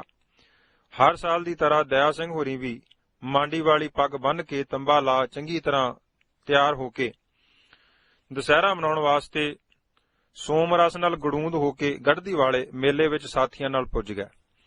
ਜਿਵੇਂ ਕਿ ਇਸ ਭੈੜੀ ਚੰਦਰੀ ਸ਼ਰਾਬ ਦਾ ਸੁਭਾਅ ਹੀ ਹੈ ਕਿ ਜਿਸ ਦੇ ਅੰਦਰ ਚਲੀ ਜਾਵੇ ਉਸ ਦੀ ਮੱਤ ਵਿੱਚੋਂ ਆਪਣਾ ਪਰਾਇਆ ਤੇ ਚੰਗੀ ਸੋਚ ਨਿਕਲ ਜਾਂਦੀ ਹੈ ਅਤੇ ਝੱਲਪੁਣਾ ਆ ਜਾਂਦਾ ਹੈ। ਉਸ ਝੱਲਪੁਣੇ ਵਿੱਚ ਮਨੁੱਖ ਆਪਣੇ ਨੂੰ ਵੀ ਮੋਢਾ ਮਾਰਦਾ ਤੇ ਦੂਸਰੇ ਨੂੰ ਵੀ ਟਿੱਚ ਸਮਝਦਾ ਹੈ। ਸੋ ਸ਼ਰਾਬ ਨੂੰ ਖੇਡਣ ਵਾਸਤੇ ਦਇਆ ਸਿੰਘ ਨੇ ਵੀ ਖਰਮਸਤੀ ਕਰਨੀ ਸ਼ੁਰੂ ਕਰ ਦਿੱਤੀ। ਸਰੀਰ ਤਗੜਾ ਸੀ, ਕਈਆਂ ਨੂੰ ਗਾਲੀ ਗਲੋਚ ਕੀਤਾ। ਇਸੇ ਤਰ੍ਹਾਂ ਕੁਝ ਸਿਪਾਹੀ ਜਿਨ੍ਹਾਂ ਦੀ ਮੇਲੇ ਵਿੱਚ ਡਿਊਟੀ ਸੀ ਉਹ ਵੀ ਇੱਧਰ ਆ ਨਿਕਲੇ। ਉਹਨਾਂ ਨੇ ਦਇਆ ਸਿੰਘ ਨੂੰ ਰੋਕਣ ਦਾ ਯਤਨ ਕੀਤਾ, ਪਰ ਇਸ ਵੇਲੇ ਦਇਆ ਸਿੰਘ ਨੂੰ ਤਾਂ ਹਾਥੀ ਵੀ ਕੀੜੀ ਜਾਪਦੀ ਸੀ। ਇਸ ਨੇ ਸਿਪਾਹੀਆਂ ਨੂੰ ਵੀ ਗਾਲਾਂ ਕੱਢ ਮਾਰੀਆਂ ਤੇ ਨੌਬਤ ਹੱਥੋਂ ਪਾਈ ਹੋਣ ਤੱਕ ਪੁੱਜ ਗਈ। ਉਹਨਾਂ 4-5 ਨੇ ਫੜ ਕੇ ਲੱਕ ਨਾਲੋਂ ਤੰਬਾ ਖੋਲ ਕੇ ਲੱਤਾਂ ਬੰਨ ਲਈਆਂ, ਸਿਰੋਂ ਪੱਗ ਲਾ ਕੇ ਹੱਥ ਨੂੜ ਲਏ, ਮਾਰਦੇ ਕੁੱਟਦੇ ਝੰਬਦੇ ਥਾਣੇ ਲੈ ਗਏ। ਉੱਥੇ ਲਿਜਾ ਕੇ ਵੀ ਉਹਨਾਂ ਆਪਣੀ ਪੂਰੀ ਤਸੱਲੀ ਕੀਤੀ ਤੇ ਹਵਾਲਾਤ ਦੇ ਅੰਦਰ ਦੇ ਦਿੱਤਾ। ਹੋਸ਼ ਉਪਰੰਤ ਦਇਆ ਸਿੰਘ ਵੇਖੇ ਕਿ ਮੈਂ ਤਾਂ ਦੁਸਹਿਰਾ ਦੇਖਣ ਆਇਆ ਸਾਂ, ਇਹ ਤਾਂ ਹੋਰ ਹੀ ਰਾਮਲੀਲਾ ਬਣੀ ਹੋਈ ਹੈ। ਸਿਰ ਤੇ ਪੱਗ ਤੇ ਤੇੜ ਤੰਬਾ ਵੀ ਨਹੀਂ, ਜੇਬ ਵਿਚਲੇ ਪੈਸੇ ਵੀ ਗਾਇਬ ਹਨ ਤੇ ਸਰੀਰ ਵੀ ਸਾਰਾ ਮਾਰ ਨਾਲ ਸਿੱਥਲ ਹੋਇਆ ਪਿਆ ਹੈ। ਬੜੀ ਅਜੀਬ ਹਾਲਤ ਵਿੱਚ ਆਪਣੇ ਆਪ ਨੂੰ ਲਾਹਣਤਾਂ ਪਾ ਰਿਹਾ ਸੀ। ਸ਼ਾਮ ਪੈ ਗਈ, ਕਿਸੇ ਨੇ ਪਾਣੀ ਤੱਕ ਨਾ ਦਿੱਤਾ। ਲੋਕੀ ਆਪੋ ਆਪਣੇ ਘਰਾਂ ਨੂੰ ਮੇਲਾ ਵੇਖ ਕੇ ਤੁਰ ਗਏ। ਦਇਆ ਸਿੰਘ ਨੂੰ ਵੀ ਉਡੀਕ ਸੀ ਕਿ ਜਦੋਂ ਮੇਰੇ ਸਾਥੀ ਪਿੰਡ ਜਾ ਕੇ ਘਰ ਦੱਸਣਗੇ ਤਾਂ ਘਰ ਦੇ ਮੈਨੂੰ ਛੁਡਾ ਕੇ ਲੈ ਜਾਣਗੇ। ਪਰ ਜਦੋਂ ਇਹ ਸਾਰੀ ਕਹਾਣੀ ਸਾਥੀਆਂ ਨੇ ਬਾਵਾ ਸਿੰਘ ਹੋਰਾਂ ਨੂੰ ਦੱਸੀ ਤਾਂ ਉਹਨਾਂ ਨੇ ਸਾਫ਼ ਨਾ ਕਰ ਦਿੱਤੀ ਕਿ ਮੈਂ ਉਸ ਮੁੰਡੇ ਦੇ ਮਗਰ ਨਹੀਂ ਜਾਣਾ। ਜਦੋਂ ਥਾਣੇ ਵਾਲੇ ਪੁੱਛਣਗੇ ਕਿ ਸਰਦਾਰ ਬਾਵਾ ਸਿੰਘ ਤੇਰਾ ਹੀ ਲੜਕਾ ਹੈ ਤਾਂ ਮੈਂ ਉਹਨਾਂ ਨੂੰ ਕੀ ਉੱਤਰ ਦੇਵਾਂਗਾ। ਪਿੰਡ ਦੇ ਕਈ ਪਤਵੰਤੇ ਸੱਜਣਾ ਨੇ ਸਾਹਿਬ ਬਾਵਾ ਸਿੰਘ ਨੂੰ ਥਾਣੇ ਜਾਣ ਲਈ ਕਿਹਾ, ਪਰ ਸਾਹਿਬ ਬਾਵਾ ਸਿੰਘ ਹੋਰੀ ਅਸੂਲ ਦੇ ਪੱਕੇ ਸਨ। ਉਹਨਾਂ ਫਿਰ ਸਾਫ਼ ਉੱਤਰ ਦਿੱਤਾ ਕਿ ਤੁਸੀਂ ਜਾਣਾ ਹੈ ਤਾਂ ਚਲੇ ਜਾਵੋ, ਪਰ ਮੈਂ ਕਿਸੇ ਸ਼ਰਾਬੀ ਦੀ ਸਿਫਾਰਿਸ਼ ਤੇ ਨਹੀਂ ਜਾਣਾ, ਭਾਵੇਂ ਮੇਰਾ ਸਕਾ ਪੁੱਤਰ ਹੀ ਹੈ। ਇਹ ਅਸੂਲੀ ਦ੍ਰਿੜਤਾ ਵੇਖ ਕੇ ਪਿੰਡ ਦੇ ਬਾਹਰ ਸੂਖ ਬੰਦੇ ਥਾਣੇ ਗਏ। ਥਾਣੇਦਾਰ ਨੂੰ ਸਾਰੀ ਗੱਲ ਦੱਸੀ। ਸੋ ਅਸੀਂ ਉਹਨਾਂ ਦੀ ਥਾਵੇਂ ਹੀ ਸਾਰੇ ਜਾਣੇ ਆਏ ਹਾਂ ਤੇ ਇਸ ਨੂੰ ਸਮਝਾਵਾਂਗੇ। ਉਮੀਦ ਹੈ ਹੁਣ ਅਗਾਂਹ ਤੋਂ ਕੋਈ ਇਹੋ ਜਿਹੀ ਸ਼ਿਕਾਇਤ ਦਾ ਤੁਹਾਨੂੰ ਮੌਕਾ ਨਹੀਂ ਮਿਲੇਗਾ। ਥਾਣੇਦਾਰ ਸਿਆਣਾ ਸੀ, ਪਿਤਾ ਦੀ ਦਿਆਨਤਦਾਰੀ ਤੇ ਲੰਮੇਰੀ ਸੂਝ ਨੂੰ ਚੰਗੀ ਤਰ੍ਹਾਂ ਸਮਝ ਗਿਆ। ਆਏ ਸੱਜਣਾ ਨੂੰ ਕਿਹਾ ਕਿ ਤੁਸੀਂ ਇਸ ਨੂੰ ਪੁੱਛ ਲਵੋ, ਜੇ ਅਗਾਂਹ ਲਈ ਇਹ ਸ਼ਰਾਬ ਪੀਣੀ ਛੱਡ ਦੇਵੇ ਤਾਂ ਅਸੀਂ ਇਸ ਨੂੰ ਇਸ ਦੇ ਬਾਪ ਦੀ ਸ਼ਰਾਫਤ ਕਾਰਨ ਛੱਡ ਦਿੰਦੇ ਹਾਂ। ਇੱਧਰ ਜਦੋਂ ਸਿਆਣੇ ਬੰਦਿਆਂ ਨੇ ਸਾਹ ਦਇਆ ਸਿੰਘ ਨੂੰ ਪੁੱਛਿਆ ਕਿ ਥਾਣੇਦਾਰ ਇਸ ਤਰ੍ਹਾਂ ਕਹਿੰਦਾ ਹੈ, ਅੱਗੋਂ ਦਇਆ ਸਿੰਘ ਨੇ ਉੱਤਰ ਦਿੱਤਾ ਕਿ ਜਿਸ ਭੈੜੀ ਨੇ ਮੇਰੀ ਇੰਨੀ ਬੇਇੱਜ਼ਤੀ ਕਰਾਈ ਹੈ, ਸਿਰ ਤੇ ਪੱਗ ਨਹੀਂ ਰਹਿਣ ਦਿੱਤੀ, ਮਾਰ ਵਾਧੇ ਵਿੱਚ ਪਵਾਈ ਹੈ, ਹੁਣ ਮੇਰਾ ਇਸ ਨਾਲ ਸਾਥ ਕੀ ਹੈ? ਅੱਜ ਤੋਂ ਲੈ ਕੇ ਮੈਂ ਸਦਾ ਲਈ ਇਸ ਦਾ ਤਿਆਗ ਕਰ ਦਿੱਤਾ ਹੈ। ਮਨ ਵਿੱਚ ਬਾਬਾ ਜੀ ਦੇ ਬਚਨ ਵੀ ਯਾਦ ਲਾਉਣ ਲੱਗ ਪਏ ਕਿ ਜੇ ਬੰਦਾ ਕਿਸੇ ਸਿਆਣੇ ਦੇ ਕਹਿਣ ਤੇ ਸਿੱਧੇ ਰਸਤੇ ਨਾ ਆਵੇ ਤਾਂ ਕੁਦਰਤ ਕਿਸੇ ਹੋਰ ਤਰੀਕੇ ਨਾਲ ਸਿੱਧੇ ਰਸਤੇ ਤੇ ਪਾ ਦਿੰਦੀ ਹੈ। ਮੈਂ ਉਸ ਸਮੇਂ ਤਾਂ ਉਹਨਾਂ ਦੀ ਗੱਲ ਨਹੀਂ ਸਮਝੀ, ਹੁਣ ਕੁਦਰਤ ਨੇ ਮੈਨੂੰ ਇਸ ਤਰ੍ਹਾਂ ਸਿੱਧੇ ਰਸਤੇ ਪੈਣ ਲਈ ਮਜਬੂਰ ਕੀਤਾ ਹੈ। ਮੁੱਕਦੀ ਗੱਲ, ਦਇਆ ਸਿੰਘ ਨੂੰ ਪਿੰਡ ਦੇ ਬੰਦਿਆਂ ਸਿਰ ਤੇ ਪਰਨਾ ਬੰਨ੍ਹ ਕੇ ਕਸ਼ਹਿਰੇ ਸਮੇਤ ਰਿਹਾ ਕਰਵਾ ਲਿਆਂਦਾ, ਕਿਉਂਕਿ ਪੱਗ ਤੇ ਚਾਦਰ ਸਿਪਾਹੀਆਂ ਨੇ ਪਹਿਲਾਂ ਹੀ ਅੱਗੇ ਪਿੱਛੇ ਕਰ ਲਈਆਂ ਸਨ। ਉਹਨਾਂ ਨੂੰ ਪੁੱਛਣ ਤੇ ਵੀ ਉਹਨਾਂ ਨੇ ਕਿਹਾ ਕਿ ਅਸੀਂ ਤਾਂ ਇਸ ਨੂੰ ਇਸੇ ਹਾਲਤ ਵਿੱਚ ਹੀ ਥਾਣੇ ਲਿਆਏ ਸਾਂ। ਪਿੰਡ ਆ ਕੇ 2-3 ਦਿਨ ਬਾਅਦ ਦਇਆ ਸਿੰਘ ਬਾਬਾ ਜੀ ਪਾਸ ਪੁੱਜਾ। ਨਮਸਕਾਰ ਕਰਕੇ ਬੇਨਤੀ ਕੀਤੀ ਕਿ ਬਾਬਾ ਜੀ, ਮੈਂ ਆਪ ਜੀ ਦੇ ਕਹਿਣ ਤੇ ਤਾਂ ਹੁਜਤਾਂ ਪੜ੍ਹਦਾ ਰਿਹਾ, ਪਰ ਹੁਣ ਅਖੀਰ ਵੇਖੋ ਕਿ ਜਿਸ ਨੇ ਮੇਰੀ ਸਾਰੇ ਇਲਾਕੇ ਵਿੱਚ ਬੇਇੱਜ਼ਤੀ ਕਰਵਾਈ ਹੈ, ਪਿਤਾ ਜੀ ਵੀ ਉਸ ਦਿਨ ਤੋਂ ਮੇਰੇ ਨਾਲ ਨਹੀਂ ਬੋਲੇ। ਮੈਂ ਇਸ ਲਾਹਣਤ ਦਾ ਸਦਾ ਲਈ ਤਿਆਗ ਕਰਨ ਦਾ ਤੁਹਾਡੇ ਸਾਹਮਣੇ ਬਚਨ ਕਰਦਾ ਹਾਂ ਤੇ ਹੁਣ ਜਿਸ ਦਿਨ ਮਰਜ਼ੀ ਅੰਮ੍ਰਿਤ ਛਕਾ ਦੇਵੋ। ਬਾਬਾ ਜੀ ਨੇ ਦਇਆ ਸਿੰਘ ਨੂੰ ਕਿਹਾ ਕਿ ਤੁਸੀਂ ਬਹੁਤ ਚੰਗਾ ਨਿਰਣਾ ਲਿਆ ਹੈ। ਇਸ ਨੂੰ ਤਿਆਗਣ ਨਾਲ ਇੱਥੇ ਵੀ ਮਾਣ ਸਤਿਕਾਰ ਮਿਲਦਾ ਹੈ ਤੇ ਸਤਿਗੁਰੂ ਜੀ ਦੀ ਵੀ ਖੁਸ਼ੀ ਹੁੰਦੀ ਹੈ। ਇਨਸਾਨ ਉਹ ਹੈ ਜੋ ਗਲਤੀ ਕਰੇ ਤੇ ਉਸ ਗਲਤੀ ਦਾ ਅਹਿਸਾਸ ਕਰਕੇ ਮੁੜ ਉਸ ਨੂੰ ਨਾ ਦੁਹਰਾਏ। ਜੋ ਮੁੜ ਕੇ ਗਲਤੀ ਨੂੰ ਦੁਹਰਾਏ ਉਹ ਹੈਵਾਨ ਦੇ ਤੁਲ ਹੈ। ਸੋ ਤੁਸੀਂ ਗਲਤੀ ਨੂੰ ਮਹਿਸੂਸ ਕੀਤਾ ਹੈ ਤੇ ਇਸ ਨੂੰ ਤਿਆਗਣ ਲਈ ਤਿਆਰ ਹੋ। ਗੁਰੂ ਪਾਤਸ਼ਾਹ ਜੀ ਮਿਹਰ ਕਰਨ ਤੇ ਸਦਾ ਹੀ ਆਪਣੇ ਚਰਨਾਂ ਨਾਲ ਜੋੜੀ ਰੱਖਣ। ਤੁਸੀਂ ਹੁਣ ਤੋਂ ਹੀ ਤਿਆਰੀ ਕਰ ਲਵੋ। ਮੂਲ ਮੰਤਰ ਦੀਆਂ ਮਾਲਾ ਕਰਨੀਆਂ ਆਰੰਭ ਕਰ ਦੇਵੋ ਤੇ ਕਕਾਰ ਧਾਰਨ ਕਰਨ ਦੇ ਆਦਤ ਬਣਾ ਲਵੋ। ਛੇਤੀ ਹੀ ਅੰਮ੍ਰਿਤ ਛਕਾਉਣ ਦਾ ਯਤਨ ਕਰਾਂਗੇ। ਸੋ ਥੋੜੇ ਦਿਨਾਂ ਬਾਅਦ ਹੀ ਦਇਆ ਸਿੰਘ ਨੇ ਅੰਮ੍ਰਿਤ ਛਕ ਲਿਆ। ਰਹਿਣੀ ਤੇ ਰਹਿਤ ਵਿੱਚ ਪ੍ਰਪੱਕ ਜੀਵਨ ਬਤੀਤ ਕਰਨ ਲੱਗੇ ਤੇ ਤੁਰਦੇ ਫਿਰਦੇ ਮੂਲ ਮੰਤਰ ਦਾ ਜਾਪ ਨਿਰੰਤਰ ਜਾਰੀ ਰੱਖਦੇ। ਜ਼ਿਮੀਂਦਾਰੀ ਦਾ ਕਾਰੋਬਾਰ ਆਰੰਭ ਕਰਨ ਤੋਂ ਪਹਿਲਾਂ ਸ੍ਰੀ ਗੁਰੂ ਗ੍ਰੰਥ ਸਾਹਿਬ ਜੀ ਨੂੰ ਨਮਸਕਾਰ ਕਰਕੇ ਫੇਰ ਹੀ ਸੰਸਾਰਕ ਕੰਮਾਂ ਵਿੱਚ ਸ਼ਾਮਲ ਹੁੰਦੇ। ਜਿਉਂ-ਜਿਉਂ ਮੂਲ ਮੰਤਰ ਤੇ ਗੁਰਮੰਤਰ ਦੇ ਜਾਪ ਵਿੱਚ ਵਾਧਾ ਕੀਤਾ, ਆਤਮਿਕ ਅਵਸਥਾ ਉਚੇਰੀ ਹੁੰਦੀ ਗਈ। ਪਿਛਲੇ ਹੀ ਸਾਲ ਇਹਨਾਂ ਦੇ ਸਭ ਤੋਂ ਛੋਟੇ ਭਰਾ, ਜਿਨ੍ਹਾਂ ਦਾ ਨਾਂ ਸਾ ਚੰਨਣ ਸਿੰਘ ਸੀ, ਜੋ ਬਾਰਡਰ ਸਿਕਿਉਰਿਟੀ ਫੋਰਸ ਵਿੱਚ ਨੌਕਰੀ ਕਰਦੇ ਸਨ, ਸ੍ਰੀਨਗਰ ਵਿਖੇ ਡਿਊਟੀ ਤੇ ਤਾਇਨਾਤ ਅਕਾਲ ਚਲਾਣਾ ਕਰ ਗਏ। ਉਹਨਾਂ ਦਾ ਸਰੀਰ ਪਿੰਡ ਲਿਆ ਕੇ ਸੰਸਕਾਰ ਕੀਤਾ। ਸੰਸਕਾਰ ਤੋਂ ਪਿੱਛੋਂ ਬਾਬਾ ਜੀ ਦੇ ਉੱਤਰਾਧਿਕਾਰੀ ਬਾਬਾ ਸੇਵਾ ਸਿੰਘ ਜੀ ਹੋਰੀ ਵੀ 3-4 ਗੁਰਸਿੱਖਾਂ ਨਾਲ ਸਾਹ ਦਇਆ ਸਿੰਘ ਪਾਸ ਅਫਸੋਸ ਕਰਨ ਗਏ। ਥੋੜਾ ਸਮਾਂ ਅਫਸੋਸ ਕਰਨ ਉਪਰੰਤ ਭਾਈ ਦਇਆ ਸਿੰਘ ਨੇ ਅਫਸੋਸ ਦੀ ਗੱਲ ਟੁੱਕਦਿਆਂ ਕਿਹਾ ਕਿ ਜੋ ਵੀ ਇਸ ਸੰਸਾਰ ਤੇ ਆਇਆ ਹੈ ਉਸਨੇ ਅਵੱਸ਼ ਇੱਥੋਂ ਜਾਣਾ ਹੀ ਹੈ। ਸਾਡੇ ਦੇਖਦਿਆਂ ਦੇਖਦਿਆਂ ਕੀਤੀ ਚੱਲ ਗਈ ਹੈ। ਸਾਨੂੰ ਭਰਾ ਦੇ ਚੜ੍ਹਾਈ ਕਰਨ ਜਾਣ ਦਾ ਇੰਨਾ ਅਫਸੋਸ ਨਹੀਂ ਹੈ, ਕਿਉਂਕਿ ਜਿੰਨਾ ਉਸ ਦਾ ਸਮਾਂ ਲਿਖਿਆ ਹੋਇਆ ਸੀ ਉਸ ਤੋਂ ਵੀ ਵੱਧ ਤਾਂ ਉਸਨੇ ਭੋਗਣਾ ਨਹੀਂ ਸੀ। ਅਫਸੋਸ ਤਾਂ ਇਸ ਗੱਲ ਦਾ ਹੈ ਕਿ ਸਾਡਾ ਭਰਾ ਇਸ ਸੰਸਾਰ ਤੋਂ ਨਿਗੁਰਾ ਮਰ ਗਿਆ। ਉਹਨਾਂ ਆਖਿਆ ਕਿ ਮੈਂ ਬਥੇਰਾ ਉਸ ਨੂੰ ਕਿਹਾ ਕਿ ਭਰਾ, ਭਾਵੇਂ ਤੂੰ ਮੈਥੋਂ ਛੋਟਾ ਹੈ ਪਰ ਸਮੇਂ ਦਾ ਕੋਈ ਪਤਾ ਨਹੀਂ, ਤੂੰ ਅੰਮ੍ਰਿਤ ਛਕ ਕੇ ਗੁਰੂ ਵਾਲਾ ਜ਼ਰੂਰ ਬਣ ਜਾ। ਪਰ ਉਸ ਨੇ ਲਾਰੇ ਲੱਪੇ ਵਿੱਚ ਹੀ ਸਮਾਂ ਲੰਘਾ ਦਿੱਤਾ, ਮੇਰੀ ਇੱਕ ਨਾ ਮੰਨੀ। ਹੁਣ ਅਸੀਂ ਗੁਰੂ ਅੱਗੇ ਕਿਹੜੇ ਮੂੰਹ ਨਾਲ ਅਰਦਾਸ ਕਰੀਏ ਕਿ ਸਾਡੇ ਭਰਾ ਨੂੰ ਆਪਣੇ ਚਰਨਾਂ ਵਿੱਚ ਨਿਵਾਸ ਬਖਸ਼ਿਸ਼ ਕਰੋ, ਕਿਉਂਕਿ ਉਹ ਗੁਰੂ ਵਾਲਾ ਤਾਂ ਹੈ ਹੀ ਨਹੀਂ ਸੀ। ਹੁਣ ਉਸ ਦੀ ਬੌੜੀ ਕੌਣ ਕਰੇਗਾ? ਦੁੱਖ ਤਾਂ ਇਸ ਗੱਲ ਦਾ ਖਾ ਰਿਹਾ ਹੈ ਕਿ ਉਹ ਨਿਗੁਰਾ ਹੀ ਇਸ ਸੰਸਾਰ ਤੋਂ ਚਲਾ ਗਿਆ, ਉਸ ਦੀ ਸਹਾਇਤਾ ਕੌਣ ਕਰੇਗਾ? ਆਪ ਮੁਹਾਰੇ ਵੇਗ ਵਿੱਚ ਭਾਈ ਦਇਆ ਸਿੰਘ ਹੋਰੀ ਇਸ ਪ੍ਰਕਾਰ ਦੇ ਬਚਨ ਸੁਣਾਈ ਗਏ। ਸਾਧ ਸੰਗਤ ਜੀ, ਜੇ ਕਿਸੇ ਨੇ ਇਸ ਸੰਸਾਰ ਵਿੱਚ ਆ ਕੇ ਕੁਝ ਖੱਟਣਾ ਹੈ ਤਾਂ ਗੁਰੂ ਵਾਲੇ ਬਣ ਜਾਵੋ। ਅਸੀਂ ਜਵਾਨੀ ਸਮੇਂ ਬਹੁਤ ਕੁਝ ਕਰਕੇ ਵੇਖ ਲਿਆ ਹੈ। ਅਗੀਰ ਇਸ ਦਰ ਤੋਂ ਬਗੈਰ ਗੁਰੂ ਦੀ ਸ਼ਰਨ ਤੋਂ ਵਿਹੂਣਿਆਂ ਨੂੰ ਧੱਕੇ ਹੀ ਧੱਕੇ ਹਨ। ਨਾ ਇੱਥੇ ਸੁੱਖ, ਨਾ ਚੈਨ ਤੇ ਨਾ ਅਗਾਂਹ ਸ਼ਾਂਤੀ। ਇਸ ਪ੍ਰਕਾਰ ਦੇ ਬਚਨ ਸੁਣਦਿਆਂ ਬੜਾ ਆਨੰਦ ਆਇਆ। ਇਸ ਆਨੰਦ ਵਿੱਚ ਹੀ ਭਾਈ ਦਇਆ ਸਿੰਘ ਨੇ ਬਾਬਾ ਜੀ ਨਾਲ ਹੋਈ ਵਾਰਤਾ ਦੀ ਹੋਰ ਘਟਨਾ ਸੁਣਾ ਦਿੱਤੀ ਕਿ ਮਹਾਂਪੁਰਖ ਬਾਬਾ ਜੀ ਦੱਸਦੇ ਹੁੰਦੇ ਸਨ ਕਿ ਹਰ ਮਨੁੱਖ ਨੂੰ ਜਿਹੇ ਜਿਹੇ ਉਸਨੇ ਕਰਮ ਕੀਤੇ ਹੋਣ ਉਸ ਦਾ ਫਲ ਅਵੱਸ਼ ਭੁਗਤਣਾ ਪੈਂਦਾ ਹੈ। ਇਹ ਵੀ ਇੱਕ ਅਟਲ ਸਚਾਈ ਹੈ ਕਿ ਅਸੀਂ ਇੱਥੇ ਸੰਸਾਰ ਵਿੱਚ ਆਪਣੇ ਕੀਤੇ ਮਾੜੇ ਚੰਗੇ ਕਰਮਾਂ ਦਾ ਭੁਗਤਾਨ ਕਰਨ ਆਏ ਹਾਂ। ਜਿਹੋ ਜਿਹੇ ਹੁਣ ਇੱਥੇ ਕਰਾਂਗੇ ਉਸ ਦਾ ਭੁਗਤਾਨ ਅਗਲੇ ਜਨਮ ਵਿੱਚ ਕਰਨਾ ਪਵੇਗਾ। ਸੋ ਉਹ ਘਟਨਾ ਕੀ ਸੀ? ਮੰਦਾ ਚੰਗਾ ਆਪਣਾ ਆਪੇ ਹੀ ਕੀਤਾ ਪਾਵਣਾ। ਭਾਈ ਦਇਆ ਸਿੰਘ ਹੋਰਾਂ ਨੇ ਦੱਸਿਆ ਕਿ ਇੱਕ ਦਿਨ ਉਹ ਬਾਬਾ ਜੀ ਪਾਸ ਗਏ। ਬਾਬਾ ਜੀ ਪਾਸ 2-3 ਹੋਰ ਜਗਿਆਸੂ ਬੈਠੇ ਬਚਨ ਬਲਾਸ ਕਰ ਰਹੇ ਸਨ। ਬਾਬਾ ਜੀ ਨੇ ਜੋ ਗੁਰੂ ਮਹਾਰਾਜ ਜੀ ਦਾ ਉਪਦੇਸ਼ ਸਥਿਰ ਕਰਾਉਣ ਦੀ ਡਿਊਟੀ ਉਹਨਾਂ ਦੀ ਸੀ, ਉਸ ਨੂੰ ਪੂਰਾ ਕਰਦੇ ਹੋਏ ਪ੍ਰੇਮੀਆਂ ਨੂੰ ਪ੍ਰੇਰਣਾ ਦਿੱਤੀ ਕਿ ਮਨੁੱਖ ਨੂੰ ਹਮੇਸ਼ਾ ਮਾੜੇ ਕਰਮਾਂ ਤੋਂ ਬਚਣਾ ਚਾਹੀਦਾ ਹੈ। ਗੁਰਬਾਣੀ ਨੂੰ ਵਿਚਾਰ ਨਾਲ ਪੜ੍ਹ ਕੇ ਗੁਰਬਾਣੀ ਜਿਨ੍ਹਾਂ ਮਾੜੇ ਕਰਮਾਂ ਤੋਂ ਸਾਨੂੰ ਵਰਜਦੀ ਹੈ ਉਹਨਾਂ ਦਾ ਤਿਆਗ ਕਰਨਾ ਚਾਹੀਦਾ ਹੈ। ਜਿਹੜੇ ਚੰਗੇ ਕੰਮ ਕਰਨ ਲਈ ਗੁਰਬਾਣੀ ਸਾਨੂੰ ਪ੍ਰੇਰਦੀ ਹੈ ਉਹ ਕਰਨੇ ਚਾਹੀਦੇ ਹਨ। ਗੁਰਬਾਣੀ ਵਿੱਚੋਂ ਸਾਨੂੰ ਨਿੱਤ ਨਵੀਂ ਅਗਵਾਈ ਮਿਲਦੀ ਹੈ। ਇਸੇ ਲਈ ਸਤਿਗੁਰੂ ਜੀ ਨੇ ਸਾਨੂੰ ਹੁਕਮ ਕੀਤਾ ਹੈ ਕਿ ਸਾਡਾ ਸਿੱਖ ਹਰ ਰੋਜ਼ 7 ਬਾਣੀਆਂ ਦਾ ਨਿਤਨੇਮ ਕਰੇ। ਗੁਰਬਾਣੀ ਦੇ ਪਾਠ ਵਿੱਚੋਂ ਜੀਵਨ ਸੇਧ ਮਿਲਦੀ ਹੈ। ਭਾਈ ਦਇਆ ਸਿੰਘ ਹੋਰਾਂ ਨੇ ਦੱਸਿਆ ਕਿ ਜਦੋਂ ਬਾਬਾ ਜੀ ਮੁੜ-ਮੁੜ ਕੇ ਬਾਣੀ ਪੜ੍ਹਨ ਲਈ ਜ਼ੋਰ ਦੇ ਰਹੇ ਸਨ ਤਾਂ ਮੈਥੋਂ ਰਿਹਾ ਨਾ ਗਿਆ, ਕਿਉਂਕਿ ਉਸ ਵੇਲੇ ਭਾਈ ਦਇਆ ਸਿੰਘ ਹੋਰਾਂ ਨੇ ਅੰਮ੍ਰਿਤ ਛਕ ਕੇ ਗੁਰੂ ਕੀ ਸ਼ਰਨ ਗ੍ਰਹਿਣ ਨਹੀਂ ਸੀ ਕੀਤੀ ਹੋਈ। ਸੋ ਉਹਨਾਂ ਦੇ ਦੱਸਣ ਮੁਤਾਬਕ ਉਹ ਆਖਣ ਲੱਗੇ ਕਿ ਮੈਂ ਆਪਣੀ ਸਮਝ ਅਨੁਸਾਰ ਬਾਬਾ ਜੀ ਨੂੰ ਕਿਹਾ ਕਿ ਤੁਸੀਂ ਮੁੜ-ਮੁੜ ਕੇ ਬਾਣੀ ਦਾ ਪਾਠ ਕਰਨ ਲਈ ਕਹੀ ਜਾਂਦੇ ਹੋ। ਬਾਣੀ ਪੜ੍ਹਨ ਵਾਲੇ ਕਿਹੜਾ ਸਾਰੇ ਸੁਖੀ ਹਨ? ਉਹਨਾਂ ਨੂੰ ਵੀ ਕਈਆਂ ਨੂੰ ਲੱਕ ਘਸੀਟ ਕੇ ਹੀ ਤੁਰਨਾ ਪੈ ਰਿਹਾ ਹੈ। ਉਹ ਤਾਂ ਬਿਨਾਂ ਸਹਾਰੇ ਤੋਂ ਤੁਰ ਵੀ ਨਹੀਂ ਸਕਦੇ, ਕਈ ਹੋਰ ਦੁੱਖਾਂ ਵਿੱਚ ਘਿਰੇ ਹੋਏ ਹਨ। ਇਹ ਗੱਲ ਕਹਿ ਕੇ ਮਾਨੋ ਮੈਂ ਚੜੇ ਵਿੱਚ ਡਾਂਗ ਫੇਰ ਦਿੱਤੀ। ਉਹ 2-3 ਸਰੋਤੇ ਜੋ ਬਾਬਾ ਜੀ ਦੇ ਬਚਨ ਬੜੇ ਪਿਆਰ, ਸ਼ਰਧਾ ਤੇ ਗਹੁ ਨਾਲ ਸੁਣ ਰਹੇ ਸਨ, ਚੁੱਪ ਕਰ ਗਏ ਤੇ ਭਾਈ ਦਇਆ ਸਿੰਘ ਹੋਰਾਂ ਵੱਲ ਵੇਖਣ ਲੱਗੇ ਕਿ ਇਸ ਜੱਟ ਨੇ ਟਿੰਡ ਵਿੱਚ ਕਾਨਾ ਫਸਾ ਦਿੱਤਾ ਹੈ, ਹੁਣ ਇਹ ਸਾਡੀ ਤਰਫੋਂ ਵਕਾਲਤ ਕਰੇਗਾ। ਉਹਨਾਂ ਦਾ ਵੀ ਹਾਂ ਪੱਕੀ ਚਿਹਰਾ ਵੇਖ ਕੇ ਭਾਈ ਦਇਆ ਸਿੰਘ ਹੋਰੀ ਦੱਸਦੇ ਹੁੰਦੇ ਹਨ ਕਿ ਮੈਂ ਹੋਰ ਹੁਸ਼ਿਆਰ ਹੋ ਗਿਆ ਤੇ ਮੁੜ ਉਹ ਹੀ ਆਪਣੀ ਰੱਟ ਦੁਹਰਾਈ। ਬਾਬਾ ਜੀ ਨੇ ਬੜੇ ਠਰਮੇ ਨਾਲ ਉੱਤਰ ਦਿੱਤਾ, ਦਇਆ ਸਿੰਘ, ਜੇ ਕਿਸੇ ਬਾਣੀ ਪੜ੍ਹਨ ਵਾਲੇ ਨੂੰ ਸਰੀਰਕ ਕਸ਼ਟ ਹੈ ਤਾਂ ਉਹ ਉਸਦੇ ਆਪਣੇ ਕੀਤੇ ਕਰਮਾਂ ਦਾ ਫਲ ਹੈ। ਦੱਦਾ ਦੋਸ ਨਾ ਦੇਉ ਕਿਸੈ, ਦੋਸ ਕਰਮਾਂ ਆਪਣਿਆਂ, ਜੋ ਮੈਂ ਕੀਆ ਸੋ ਮੈਂ ਪਾਇਆ, ਦੋਸ ਨਾ ਦੀਜੈ ਵਰਜਨਾ। ਤਥਾ ਦੋਸ ਨਾ ਦੀਜੈ ਕਾਹੂ ਲੋਕ, ਜੋ ਕਮਾਵਣ ਸੋਈ ਭੋਗ, ਆਪਣ ਕਰਮ ਆਪੇ ਹੀ ਬੰਧ, ਆਵਣ ਜਾਵਣ ਮਾਇਆ ਤੰਦ। ਇਸ ਵਿੱਚ ਗੁਰਬਾਣੀ ਦਾ ਤਾਂ ਕੋਈ ਦੋਸ਼ ਨਹੀਂ। ਗੁਰਬਾਣੀ ਪੜ੍ਹਨ ਨਾਲ ਤਾਂ ਕਰਮ ਘਟਦੇ ਹਨ। ਬਾਣੀ ਪੜ੍ਹਨ ਵਾਲਾ ਗੁਰਮੁਖ ਸਰੀਰਕ ਦੁੱਖ ਨੂੰ ਆਪਣੇ ਕਰਮ ਦਾ ਭੁਗਤਾਨ ਜਾਣ ਕੇ ਕਿਸੇ ਨੂੰ ਦੋਸ਼ ਨਹੀਂ ਦਿੰਦਾ ਤੇ ਗੁਰੂ ਹੁਕਮ ਵਿੱਚ ਸਬਰ ਸ਼ੁਕਰ ਨਾਲ ਸਮਾਂ ਬਤੀਤ ਕਰ ਲੈਂਦਾ ਹੈ। ਭਾਈ ਦਇਆ ਸਿੰਘ ਜੀ ਹੋਰਾਂ ਦੱਸਿਆ ਕਿ ਮੈਂ ਫਿਰ ਆਪਣੀ ਜਿੱਦ ਤੇ ਕਾਇਮ ਰਿਹਾ ਤੇ ਬਾਬਾ ਜੀ ਨੂੰ ਕਿਹਾ ਕਿ ਜਿਸ ਨੇ ਅੰਮ੍ਰਿਤ ਵੀ ਛਕਿਆ ਹੋਵੇ, ਉਹ ਤੁਹਾਡੇ ਕਹਿਣ ਅਨੁਸਾਰ ਨਿਤਨੇਮ ਵੀ ਕਰਦਾ ਹੋਵੇ, ਗੁਰਬਾਣੀ ਦਾ ਕੀਰਤਨੀਆ ਵੀ ਹੋਵੇ, ਮੈਨੂੰ ਦੱਸੋ ਉਸ ਨੂੰ ਕਿਹੜੇ ਕਰਮ ਦੀ ਸਜ਼ਾ ਮਿਲ ਰਹੀ ਹੈ ਜੋ ਤੁਰਨ ਫਿਰਨ ਤੋਂ ਵੀ ਆਤੁਰ ਹੈ।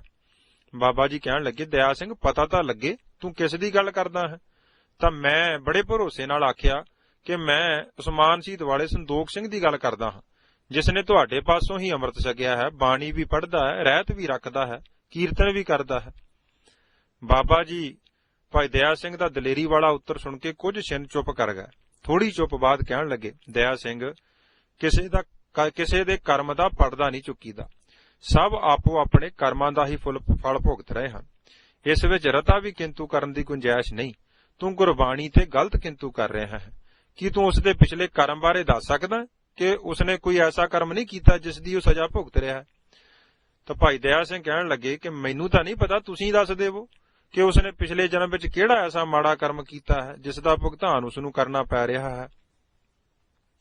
ਬਾਬਾ ਜੀ ਕਹਿਣ ਲੱਗੇ ਕਿ ਦੱਸਣ ਦੀ ਲੋੜ ਤਾਂ ਨਹੀਂ ਸੀ, ਪਰ ਇਹ ਜੋ ਪ੍ਰੇਮੀ ਬੈਠੇ ਹਨ, ਜਿਨ੍ਹਾਂ ਦਾ ਗੁਰਬਾਣੀ ਉੱਪਰ ਥੋੜਾ ਬਹੁਤ ਭਰੋਸਾ ਗੁਰੂ ਕੇ ਬਚਨ ਸਰਵਣ ਕਰਕੇ ਵੱਜਾ ਹੈ, ਤੇਰੇ ਇਹਨਾਂ ਦੋ ਬਚਨਾਂ ਨਾਲ ਇਹਨਾਂ ਦੇ ਵੀ ਨਾਸਤਕ ਹੋ ਜਾਣ ਦਾ ਡਰ ਹੈ। ਜੇ ਤੂੰ ਇਕੱਲਾ ਗੱਲ ਕਰਦਾ ਨਾ ਤੇ ਸ਼ਾਇਦ ਫਿਰ ਮੈਨੂੰ ਇਹ ਸਪਸ਼ਟਤਾ ਦੇਣ ਦੀ ਲੋੜ ਨਹੀਂ ਸੀ। ਭਾਈ ਦਇਆ ਸਿੰਘ ਨੇ ਦੱਸਿਆ ਕਿ ਉਸ ਵੇਲੇ ਬਾਬਾ ਜੀ ਦਾ ਚਿਹਰਾ ਬੜੇ ਜਲਾਲ ਵਿੱਚ ਸੀ। ਬਾਬਾ ਜੀ ਕਹਿਣ ਲੱਗੇ, ਸੁਣ ਦਇਆ ਸਿੰਘ, ਸੰਤੋਖ ਸਿੰਘ ਆਪਣੇ ਹੀ ਪਿਛਲੇ ਜਨਮ ਵਿੱਚ ਕੀਤੇ ਹੋਏ ਕਰਮ ਦਾ ਫਲ ਭੁਗਤ ਰਿਹਾ ਹੈ। ਪਿਛਲੇ ਜਨਮ ਵਿੱਚ ਵੀ ਇਸ ਨੂੰ ਮਨੁੱਖਾ ਦੇਹ ਪ੍ਰਾਪਤ ਸੀ। ਗੁਰੂ ਜੀ ਦਾ ਡਰ ਭੈ ਤਾਂ ਸੀ, ਪਰ ਇਹ ਕ੍ਰੋਧੀ ਬਹੁਤ ਸੀ। ਇੱਕ ਦਿਨ ਇਹ ਬਾਹਰੋਂ ਕੰਮਕਾਰ ਕਰਕੇ ਥੱਕ ਟੁੱਟ ਕੇ ਆਇਆ। ਇਸ਼ਨਾਨ ਪਾਣੀ ਕਰਕੇ ਜੋ ਪ੍ਰਸ਼ਾਦਾ ਘਰ ਵਾਲਿਆਂ ਨੇ ਉਸਨੂੰ ਛਕਣ ਲਈ ਦਿੱਤਾ, ਉਸਨੂੰ ਇਸਨੇ ਛਕਣਾ ਆਰੰਭ ਕਰ ਦਿੱਤਾ। ਅਜੇ ਇੱਕ ਦੋ ਗਰਾਹੀਆਂ ਹੀ ਇਸਨੇ ਮੂੰਹ ਪਾਈਆਂ ਸਨ ਕਿ ਇਹ ਕੋਈ ਖਾਣ ਵਾਲੀ ਚੀਜ਼ ਲੈਣ ਚੌਂਕੇ ਵੱਲ ਚਲਾ ਗਿਆ। ਨਜ਼ਦੀਕ ਹੀ ਬੈਠੇ ਕੂਕਰ ਨੇ ਵੇਖਿਆ ਕਿ ਥਾਲੀ ਸੁੰਨੀ ਪਈ ਹੋਈ ਹੈ। ਆਪਣੀ ਆਦਤ ਮੁਤਾਬਕ ਕੁੱਤਾ ਉੱਠਿਆ ਤੇ ਥਾਲੀ ਵਿੱਚ ਪਏ ਪ੍ਰਸ਼ਾਦੇ ਚੁੱਕ ਕੇ ਥੋੜੀ ਦੂਰ ਲਿਜਾ ਕੇ ਖਾਣ ਲੱਗ ਪਿਆ। ਜਦੋਂ ਇਹ ਵਾਪਸ ਉਹ ਚੀਜ਼ ਲੈ ਕੇ ਪਰਤਿਆ ਤਾਂ ਥਾਲੀ ਖਾਲੀ ਵੇਖੀ। ਅਗਾਂਹ ਨਿਗਾਹ ਮਾਰੀ ਤਾਂ ਥਾਲੀ ਵਾਲੇ ਪ੍ਰਸ਼ਾਦੇ ਕੂਕਰ ਬੜੀ ਮੌਜ ਨਾਲ ਖਾ ਰਿਹਾ ਸੀ। ਇਹ ਵੇਖ ਕੇ ਇਸ ਨੂੰ ਇੰਨਾ ਕ੍ਰੋਧ ਆਇਆ ਕਿ ਇਸ ਨੇ ਲਾਗੇ ਪਈ ਇੱਕ ਡਾਂਗ ਚੁੱਕ ਲਈ ਤੇ ਅਵੇਸਲੇ ਰੋਟੀ ਖਾ ਰਿਹਾ ਕੁੱਤੇ ਦੇ ਮਾਰੀ, ਜਿਸ ਨਾਲ ਉਸ ਦਾ ਲੱਕ ਟੁੱਟ ਗਿਆ। ਉਹ ਕੁੱਤਾ ਕਈ ਚਿਰ ਉੱਥੇ ਹੀ ਪਿਆ ਕੁਰਲਾਹਟ ਪਾਉਂਦਾ ਰਿਹਾ। ਇਸ ਦੇ ਮਨ ਨੂੰ ਪਛਤਾਵਾ ਤਾਂ ਲੱਗਾ, ਪਰ ਕ੍ਰੋਧ ਨੇ ਆਪਣਾ ਕੰਮ ਕਰਵਾ ਲਿਆ ਸੀ। ਉਹ ਕੁੱਤਾ ਸਾਰੀ ਉਮਰ ਜਿੰਨਾ ਚਿਰ ਜਿਉਂਦਾ ਰਿਹਾ, ਲੱਕ ਟੁੱਟਣ ਸਦਕਾ ਲੱਕ ਘਸੀਟ ਕੇ ਉਸਨੇ ਸਮਾਂ ਗੁਜ਼ਾਰਿਆ। ਮੋਰਲੀਆਂ ਲੱਤਾਂ ਦੇ ਆਸਰੇ ਹੀ ਸਾਰਾ ਜੀਵਨ ਬਤੀਤ ਕੀਤਾ। ਹੁਣ ਜੇ ਇਹ ਉਸ ਵੇਲੇ ਸੰਜਮ ਤੇ ਸਬਰ ਤੋਂ ਕੰਮ ਲੈ ਲੈਂਦਾ, ਵਿਚਾਰ ਲੈਂਦਾ ਕਿ ਉਹ ਪ੍ਰਸ਼ਾਦੇ ਜੋ ਕੁੱਤਾ ਲੈ ਗਿਆ ਹੈ ਮੇਰੇ ਖਾਣ ਦੇ ਤਾਂ ਰਹੇ ਨਹੀਂ, ਤੇ ਨਾ ਹੀ ਕੁੱਤੇ ਨੂੰ ਮਾਰਨ ਨਾਲ ਉਹ ਮੁੜ ਸੁੱਚੇ ਹੋ ਜਾਣੇ ਹਨ, ਇਹ ਇਸ ਦੇ ਭਾਗਾਂ ਦੇ ਹੀ ਲਿਖੇ ਹੋਣੇ ਹਨ, ਸੋਚ ਵਿਚਾਰ ਕਰ ਲੈਂਦਾ ਤਾਂ ਉਸ ਕਰਮ ਤੋਂ ਬਚ ਜਾਣਾ ਸੀ। ਕਰਮ ਕਰਨ ਲੱਗਿਆਂ ਤਾਂ ਜਰਾ ਵੀ ਸੋਚ ਵਿਚਾਰ ਤੋਂ ਕੰਮ ਨਹੀਂ ਲਿਆ। ਜੇ ਹੁਣ ਉਸ ਕੀਤੇ ਕਰਮ ਦਾ ਭੁਗਤਾਨ ਕਰਨਾ ਪੈ ਰਿਹਾ ਹੈ ਤਾਂ ਤੇਰੇ ਵਰਗੇ ਕਿੰਤੂ ਪਰੰਤੂ ਕਰ ਰਹੇ ਹਨ। ਭਾਵੇਂ ਸੰਤੋਖ ਸਿੰਘ ਔਖ ਨਾਲ ਤੁਰਦਾ ਹੈ, ਇੱਥੇ ਇਹ ਜ਼ਿਕਰਯੋਗ ਹੈ ਕਿ ਛੋਟੀ ਉਮਰ ਵਿੱਚ ਹੀ ਭਾਈ ਸੰਤੋਖ ਸਿੰਘ ਦੀਆਂ ਪੋਲੀਓ ਦੀ ਬਿਮਾਰੀ ਨਾਲ ਲੱਤਾਂ ਸੁੱਕ ਗਈਆਂ ਸਨ, ਜਿਸ ਕਰਕੇ ਉਹਨਾਂ ਦਾ ਲੱਕ ਤੋਂ ਹੇਠਲਾ ਹਿੱਸਾ ਪੋਲੀਓਗ੍ਰਸਤ ਹੋਣ ਕਰਕੇ ਉਹ ਔਖ ਨਾਲ ਤੁਰਦੇ ਸਨ। ਸੋ ਬਾਬਾ ਜੀ ਨੇ ਆਖਿਆ ਕਿ ਭਾਵੇਂ ਸੰਤੋਖ ਸਿੰਘ ਹੁਣ ਔਖ ਨਾਲ ਤੁਰਦਾ ਹੈ, ਪਰ ਗੁਰਬਾਣੀ ਪੜ੍ਹਨ ਸੁਣਨ ਸਦਕਾ ਗੁਰੂ ਓਟ ਆਸਰੇ ਇਹ ਦੁੱਖ ਉਸਨੂੰ ਬਹੁਤਾ ਦੁੱਖਦਾਈ ਨਹੀਂ ਭਾਸਦਾ। ਸਬਰ ਸੰਤੋਖ ਨਾਲ ਦਿਨ ਕੱਟ ਰਿਹਾ ਹੈ। ਇਹ ਗੁਰਬਾਣੀ ਦੀ ਹੀ ਬਰਕਤ ਹੈ। ਜੇ ਉਹ ਗੁਰਬਾਣੀ ਤੋਂ ਦੂਰ ਹੁੰਦਾ ਤਾਂ ਸਬਰ ਸ਼ੁਕਰ ਦੀ ਥਾਂ ਪਰਮੇਸ਼ਰ ਨੂੰ ਅੜਾਮੇ ਮਾਰਦਾ ਝੋਰੇ ਵਿੱਚ ਸਮਾਂ ਬਤੀਤ ਕਰਨਾ ਸੀ। ਇਸੇ ਲਈ ਹੀ ਪੰਜਵੇਂ ਗੁਰਦੇਵ ਧੰਨ ਗੁਰੂ ਅਰਜਨ ਦੇਵ ਸਾਹਿਬ ਨੇ ਹੁਕਮ ਕੀਤਾ ਹੈ, ਨੈ ਬਿਲੰਬ ਧਰਮੰ ਬਿਲੰਬ ਪਾਪੰ। ਪਾਪ ਕਰਨ ਤੋਂ ਪਹਿਲਾਂ ਦੇਰ ਕਰ ਲੈਣੀ ਚਾਹੀਦੀ ਹੈ। ਉਸ ਪਾਪ ਕਰਮ ਦੇ ਮਿਲਣ ਵਾਲੇ ਫਲ ਪ੍ਰਤੀ ਸੋਚਣਾ ਚਾਹੀਦਾ ਹੈ। ਕਈ ਵਾਰ ਦੇਰ ਕਰਨ ਨਾਲ ਪਾਪ ਕਰਨ ਦਾ ਸਮਾਂ ਟਲ ਜਾਂਦਾ ਹੈ। ਦਇਆ ਸਿੰਘ ਹੋਰਾਂ ਦੱਸਿਆ ਕਿ ਜਦੋਂ ਬਾਬਾ ਜੀ ਨੇ ਇਹ ਸਾਰੀ ਵਾਰਤਾ ਸੰਤੋਖ ਸਿੰਘ ਦੇ ਪਿਛਲੇ ਜਨਮ ਦੀ ਦੱਸੀ ਤਾਂ ਸਾਡੇ ਵੀ ਰੌਂਗਟੇ ਖੜੇ ਹੋ ਗਏ ਤੇ ਹੋਰ ਕਿੰਤੂ ਕਰਨ ਦੀ ਜੁਰਤ ਹੀ ਨਾ ਰਹੀ। ਮਨ ਵਿੱਚ ਮਾੜੇ ਕਰਮ ਤੋਂ ਸੰਕੋਚ ਕਰਨ ਲਈ ਲਗਾਤਾਰ ਸੋਚ ਚੱਲ ਪਈ। ਉਹ ਪਹਿਲੇ ਪ੍ਰੇਮੀ ਵੀ ਤੇ ਮੈਂ ਵੀ ਪੱਥਰ ਦੀ ਮੂਰਤ ਵਾਂਗ ਹੁਣ ਬਾਬਾ ਜੀ ਦੇ ਬਚਨ ਸੁਣ ਰਹੇ ਸਾਂ। ਬਾਬਾ ਜੀ ਨੇ ਹੋਰ ਵਿਸਥਾਰ ਨਾਲ ਸਾਡੇ ਸ਼ੰਕੇ ਜੋ ਮਨ ਵਿੱਚ ਕਿਸੇ ਕੋਨੇ ਵਿੱਚ ਪਏ ਹੋਏ ਸਨ ਗੁਰਬਾਣੀ ਦੀਆਂ ਪੰਕਤੀਆਂ ਰਾਹੀਂ ਦੂਰ ਕਰ ਦਿੱਤੇ। ਮੈਨੂੰ ਬਹੁਤ ਬਾਣੀ ਤਾਂ ਯਾਦ ਨਹੀਂ, ਭਾਈ ਦਇਆ ਸਿੰਘ ਹੋਰਾਂ ਦੱਸਿਆ, ਪਰ ਜਪਜੀ ਸਾਹਿਬ ਦੀ ਪੌੜੀ ਵੀ ਬਾਬਾ ਜੀ ਨੇ ਪੜ੍ਹੀ ਕਿ ਉਸ ਵਿੱਚ ਸ੍ਰੀ ਗੁਰੂ ਨਾਨਕ ਦੇਵ ਜੀ ਨੇ ਲਿਖਿਆ ਹੈ ਕਿ ਜਿਹੋ ਜਿਹਾ ਮਨੁੱਖ ਇਸ ਸਰੀਰ ਨਾਲ ਬੀਜਦਾ ਹੈ, ਭਾਵ ਕਰਮ ਕਰਦਾ ਹੈ, ਉਸ ਨੂੰ ਉਹੋ ਜਿਹਾ ਹੀ ਉਸ ਦਾ ਫਲ ਖਾਣਾ ਪੈਂਦਾ ਹੈ, ਭਾਵ ਉਸ ਦਾ ਫਲ ਭੁਗਤਣਾ ਪੈਂਦਾ ਹੈ। ਗੁਰੂ ਹੁਕਮ ਹੈ, ਆਪੇ ਬੀਜ ਆਪੇ ਹੀ ਖਾ। ਤਥਾ 12 ਮਾਹਾਂ ਵਿੱਚ ਵੀ ਸਤਿਗੁਰਾਂ ਦਾ ਫਰਮਾਨ ਹੈ, ਜੇਹਾ ਬੀਜੈ ਸੋ ਲੁਣੈ ਕਰਮਾ ਸੰਦੜਾ ਖੇਤ। ਇਸ ਸਰੀਰ ਰੂਪੀ ਖੇਤ ਵਿੱਚ ਤੁਸੀਂ ਜਿਹੋ ਜਿਹਾ ਕਰਮ ਕਰੋਗੇ ਉਸ ਦਾ ਫਲ ਵੀ ਉਸ ਅਨੁਸਾਰ ਭੁਗਤਣਾ ਪਵੇਗਾ। ਇਹ ਜੋ ਸਰੀਰ ਵੀ ਸਾਨੂੰ ਪਰਮੇਸ਼ਰ ਨੇ ਦਿੱਤੇ ਹਨ, ਇਹ ਵੀ ਕਰਮਾਂ ਕਰਕੇ ਹੀ ਮਿਲੇ ਹਨ। ਕਿਸੇ ਦਾ ਸੋਹਣਾ, ਕਿਸੇ ਦਾ ਅਰੋਗ ਸਡੋਲ ਸਰੀਰ ਹੈ, ਕਿਸੇ ਦਾ ਕਰੂਪ ਕੋਝਾ, ਕੋਈ ਅੰਗਹੀਣ ਹੈ, ਕੋਈ ਮਤਹੀਣ ਹੈ। ਇਹ ਸਭ ਪੂਰਬਲੇ ਕੀਤੇ ਕਰਮਾਂ ਅਨੁਸਾਰ ਹੀ ਚੱਲ ਰਿਹਾ ਹੈ। ਸਤਿਗੁਰੂ ਨਾਨਕ ਪਾਤਸ਼ਾਹ ਜੀ ਨੇ ਤਾਂ ਜਪਜੀ ਸਾਹਿਬ ਦੀ ਚੌਥੀ ਪੌੜੀ ਦੇ ਅਖੀਰ ਵਿੱਚ ਬੜਾ ਸਪਸ਼ਟ ਕਰ ਦਿੱਤਾ ਹੈ ਕਿ ਕਰਮੀ ਆਵੈ ਕੱਪੜਾ ਨਦਰੀ ਮੋਖ ਦੁਆਰ। ਕਰਮਾਂ ਕਰਕੇ ਸਰੀਰ ਰੂਪੀ ਪੁਸ਼ਾਕਾ ਮਿਲਦਾ ਹੈ। ਪਰਮੇਸ਼ਰ ਦੀ ਰਹਿਮ ਤੇ ਨਜ਼ਰ ਨਾਲ ਬੰਦ ਖਲਾਸੀ ਹੋ ਜਾਂਦੀ ਹੈ। ਜੇ ਹੋਰ ਕਰਮਾਂ ਪ੍ਰਤੀ ਸ਼ੰਕਾ ਨਿਵਰਤ ਕਰਨਾ ਹੈ ਤਾਂ ਧਨਾਸਰੀ ਰਾਗ ਵਿੱਚ ਭਗਤ ਤਰਲੋਚਨ ਜੀ ਦਾ ਸ਼ਬਦ ਪੜ੍ਹ ਲੈਣਾ, ਨਾਰਾਇਣ ਨਿੰਦਸ ਕਾਏ ਭੂਲ ਗਵਾਰੀ, ਦੁਕਿਰਤ ਸੁਕਿਰਤ ਥਾਰੋ ਕਰਮਰੀ। ਪਰਮੇਸ਼ਰ ਦੇ ਦਰ ਵਿੱਚ ਤਾਂ ਗੁਰੂ ਹੁਕਮ ਅਨੁਸਾਰ ਮੰਦਾ ਚੰਗਾ ਆਪਣਾ ਆਪੇ ਹੀ ਕੀਤਾ ਪਾਵਣਾ, ਤਥਾ ਫਲ ਤੇ ਵੇਹੋ ਪਾਈਏ ਜਿਵੇਂ ਹੀ ਕਾਰ ਕਮਾਈਏ। ਇਸ ਸਰੀਰ ਨਾਲ ਜੋ ਕੁਝ ਮਾੜੇ ਚੰਗੇ ਮਨੁੱਖ ਕਰਮ ਕਰਦਾ ਹੈ, ਉਸ ਦਾ ਫਲ ਅਵੱਚ ਉਸ ਨੂੰ ਭੁਗਤਣਾ ਹੀ ਪੈਂਦਾ ਹੈ। ਗੁਰੂ ਅਰਜਨ ਦੇਵ ਸਾਹਿਬ ਪਾਤਸ਼ਾਹ ਦਾ ਸ੍ਰੀ ਰਾਗ ਵਿੱਚ ਫਰਮਾਨ, ਕਰਮ ਧਰਤੀ ਸਰੀਰ ਜੁਗ ਅੰਤਰ ਜੋ ਬੋਵੈ ਸੋ ਖਾਤ। ਪਰਮੇਸ਼ਰ ਨੇ ਮਨੁੱਖ ਨੂੰ ਕਰਮ ਕਰਨ ਦੀ ਸੁਤੰਤਰਤਾ ਤਾਂ ਦਿੱਤੀ ਹੋਈ ਹੈ, ਪਰ ਕੀਤੇ ਹੋਏ ਕਰਮਾਂ ਦੇ ਫਲ ਨੂੰ ਭੋਗਣ ਲਈ ਮਨੁੱਖ ਪ੍ਰਤੰਤਰ ਹੈ, ਭਾਵ ਉੱਥੇ ਇਸ ਦਾ ਜ਼ੋਰ ਨਹੀਂ। ਸੋ ਇਸ ਲਈ ਕੋਈ ਵੀ ਕਰਮ ਕਰਨਾ ਹੋਵੇ, ਪਹਿਲਾਂ ਉਸ ਦੇ ਮਿਲਣ ਵਾਲੇ ਫਲ ਦਾ ਲੇਖਾ ਜੋਖਾ ਜ਼ਰੂਰ ਕਰ ਲੈਣਾ ਚਾਹੀਦਾ ਹੈ। ਗੁਰਬਾਣੀ ਵਿੱਚ ਤ੍ਰੈਕਾਲ ਸਚਾਈ ਦਰਸਾਈ ਹੋਈ ਹੈ। ਗੁਰੂ ਬਾਣੀ ਦੇ ਤੇ ਨਾਮ ਸਿਮਰਨ ਕੀਤੇ ਮਾੜੇ ਕਰਮਾਂ ਦੇ ਫਲ ਨੂੰ ਘਟਾ ਜ਼ਰੂਰ ਮਿਲਦਾ ਹੈ। ਗੁਰੂ ਕੀ ਬਾਣੀ ਤੇ ਨਾਮ ਦਾ ਸਿਮਰਨ ਇਹਨਾਂ ਮਾੜੇ ਕਰਮਾਂ ਦੇ ਫਲ ਨੂੰ ਜ਼ਰੂਰ ਘਟਾਉਂਦਾ ਹੈ। ਇਸ ਵਿੱਚ ਰੰਚਕ ਮਾਤਰ ਵੀ ਕੋਈ ਸ਼ੱਕ ਜਾਂ ਦੁਬਿਧਾ ਦੀ ਗੁੰਜਾਇਸ਼ ਨਹੀਂ। ਧੰਨ ਗੁਰੂ ਅਰਜਨ ਦੇਵ ਸਾਹਿਬ ਜੀ ਦਾ ਸਹਿਸਕ੍ਰਿਤੀ ਸ਼ਲੋਕਾਂ ਵਿੱਚ ਇਹ ਫਰਮਾਨ ਇਸ ਦੀ ਪ੍ਰੋੜਤਾ ਕਰਦਾ ਹੈ ਕਿ ਘੋਰ ਦੁਖਿਅੰ ਅਨਕ ਹੱਤਿਅੰ ਜਨਮ ਦਾਰਿਦਰੰ ਮਹਾ ਬਖਿਆਦੰ ਮਿਟੰਤ ਸਗਲ ਸਿਮਰੰਤ ਹਰ ਨਾਮ ਨਾਨਕ ਜੈਸੇ ਪਾਵਕ ਕਾਸ਼ਟ ਭਸਮੰ। ਸੰਕਲਪਾਂ ਨੂੰ ਤਿਆਗਣ ਵਿੱਚ ਹੀ ਲਾਭ ਹੈ।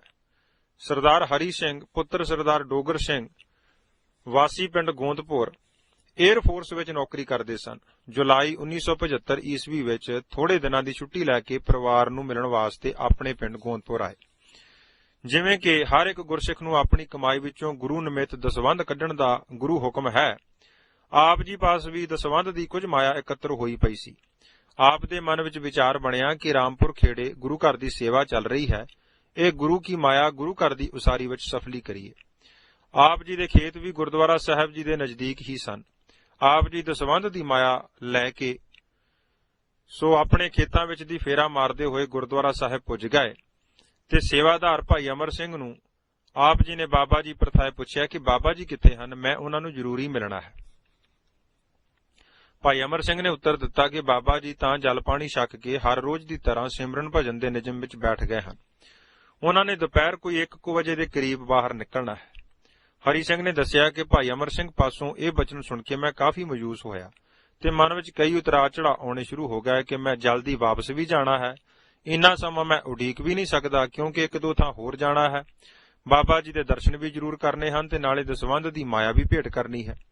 ਜੇ ਮੈਂ 1 ਵਜੇ ਤੱਕ ਬਾਬਾ ਜੀ ਨੂੰ ਉਡੀਕਾਂ ਤਾਂ 2 ਥਾਈਂ ਹੋਰ ਜਾ ਕੇ ਸ਼ਾਮ ਤੱਕ ਘਰ ਵਾਪਸ ਨਹੀਂ ਪੁੱਜ ਸਕਦਾ, ਕਿਉਂਕਿ ਵਾਪਸ ਜਾਣ ਦੀ ਸਾਰੀ ਤਿਆਰੀ ਅਜੇ ਕਰਨੀ ਹੈ ਤੇ ਸਵੇਰੇ ਹੀ ਨੌਕਰੀ ਤੇ ਵਾਪਸ ਜਾਣ ਲਈ ਪਹਿਲੀ ਬੱਸ ਵੀ ਫੜਨੀ ਹੈ। ਇਹਨਾਂ ਵਿਚਾਰਾਂ ਦੀ ਉਧੇੜੇਪੁਣ ਪਿੱਛੋਂ ਆਪ ਨੇ ਭਾਈ ਅਮਰ ਸਿੰਘ ਨੂੰ ਫਿਰ ਕਿਹਾ ਕਿ ਤੁਸੀਂ ਬਾਬਾ ਜੀ ਨੂੰ ਆਵਾਜ਼ ਮਾਰ ਕੇ ਬੂਹਾ ਖੁਲਵਾ ਦੇਵੋ।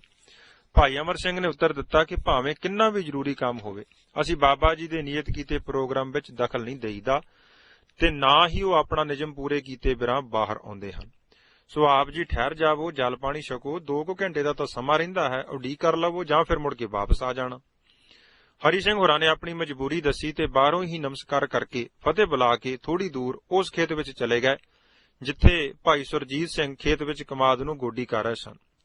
ਸੁਰਜੀਤ ਸਿੰਘ ਜੀ ਨੂੰ ਵੀ ਸਾਹ ਹਰੀ ਸਿੰਘ ਨੇ ਆਪਣੇ ਮਨ ਵਿਚਲੀ ਗੱਲ ਦੁਹਰਾਈ ਤੇ ਆਪਣੀ ਮਜਬੂਰੀ ਦੱਸੀ ਕਿ ਮੁੜ ਕੇ ਪਤਾ ਨਹੀਂ ਕਿੰਨੇ ਮਹੀਨਿਆਂ ਪਿੱਛੋਂ ਛੁੱਟੀ ਮਿਲਣੀ ਹੈ। ਮੇਰੇ ਪਾਸ ਦਿਨ ਵੀ ਅੱਜ ਦਾ ਹੀ ਹੈ ਤੇ ਰੁਝੇਵੇਂ ਵੀ ਬਹੁਤ ਹਨ।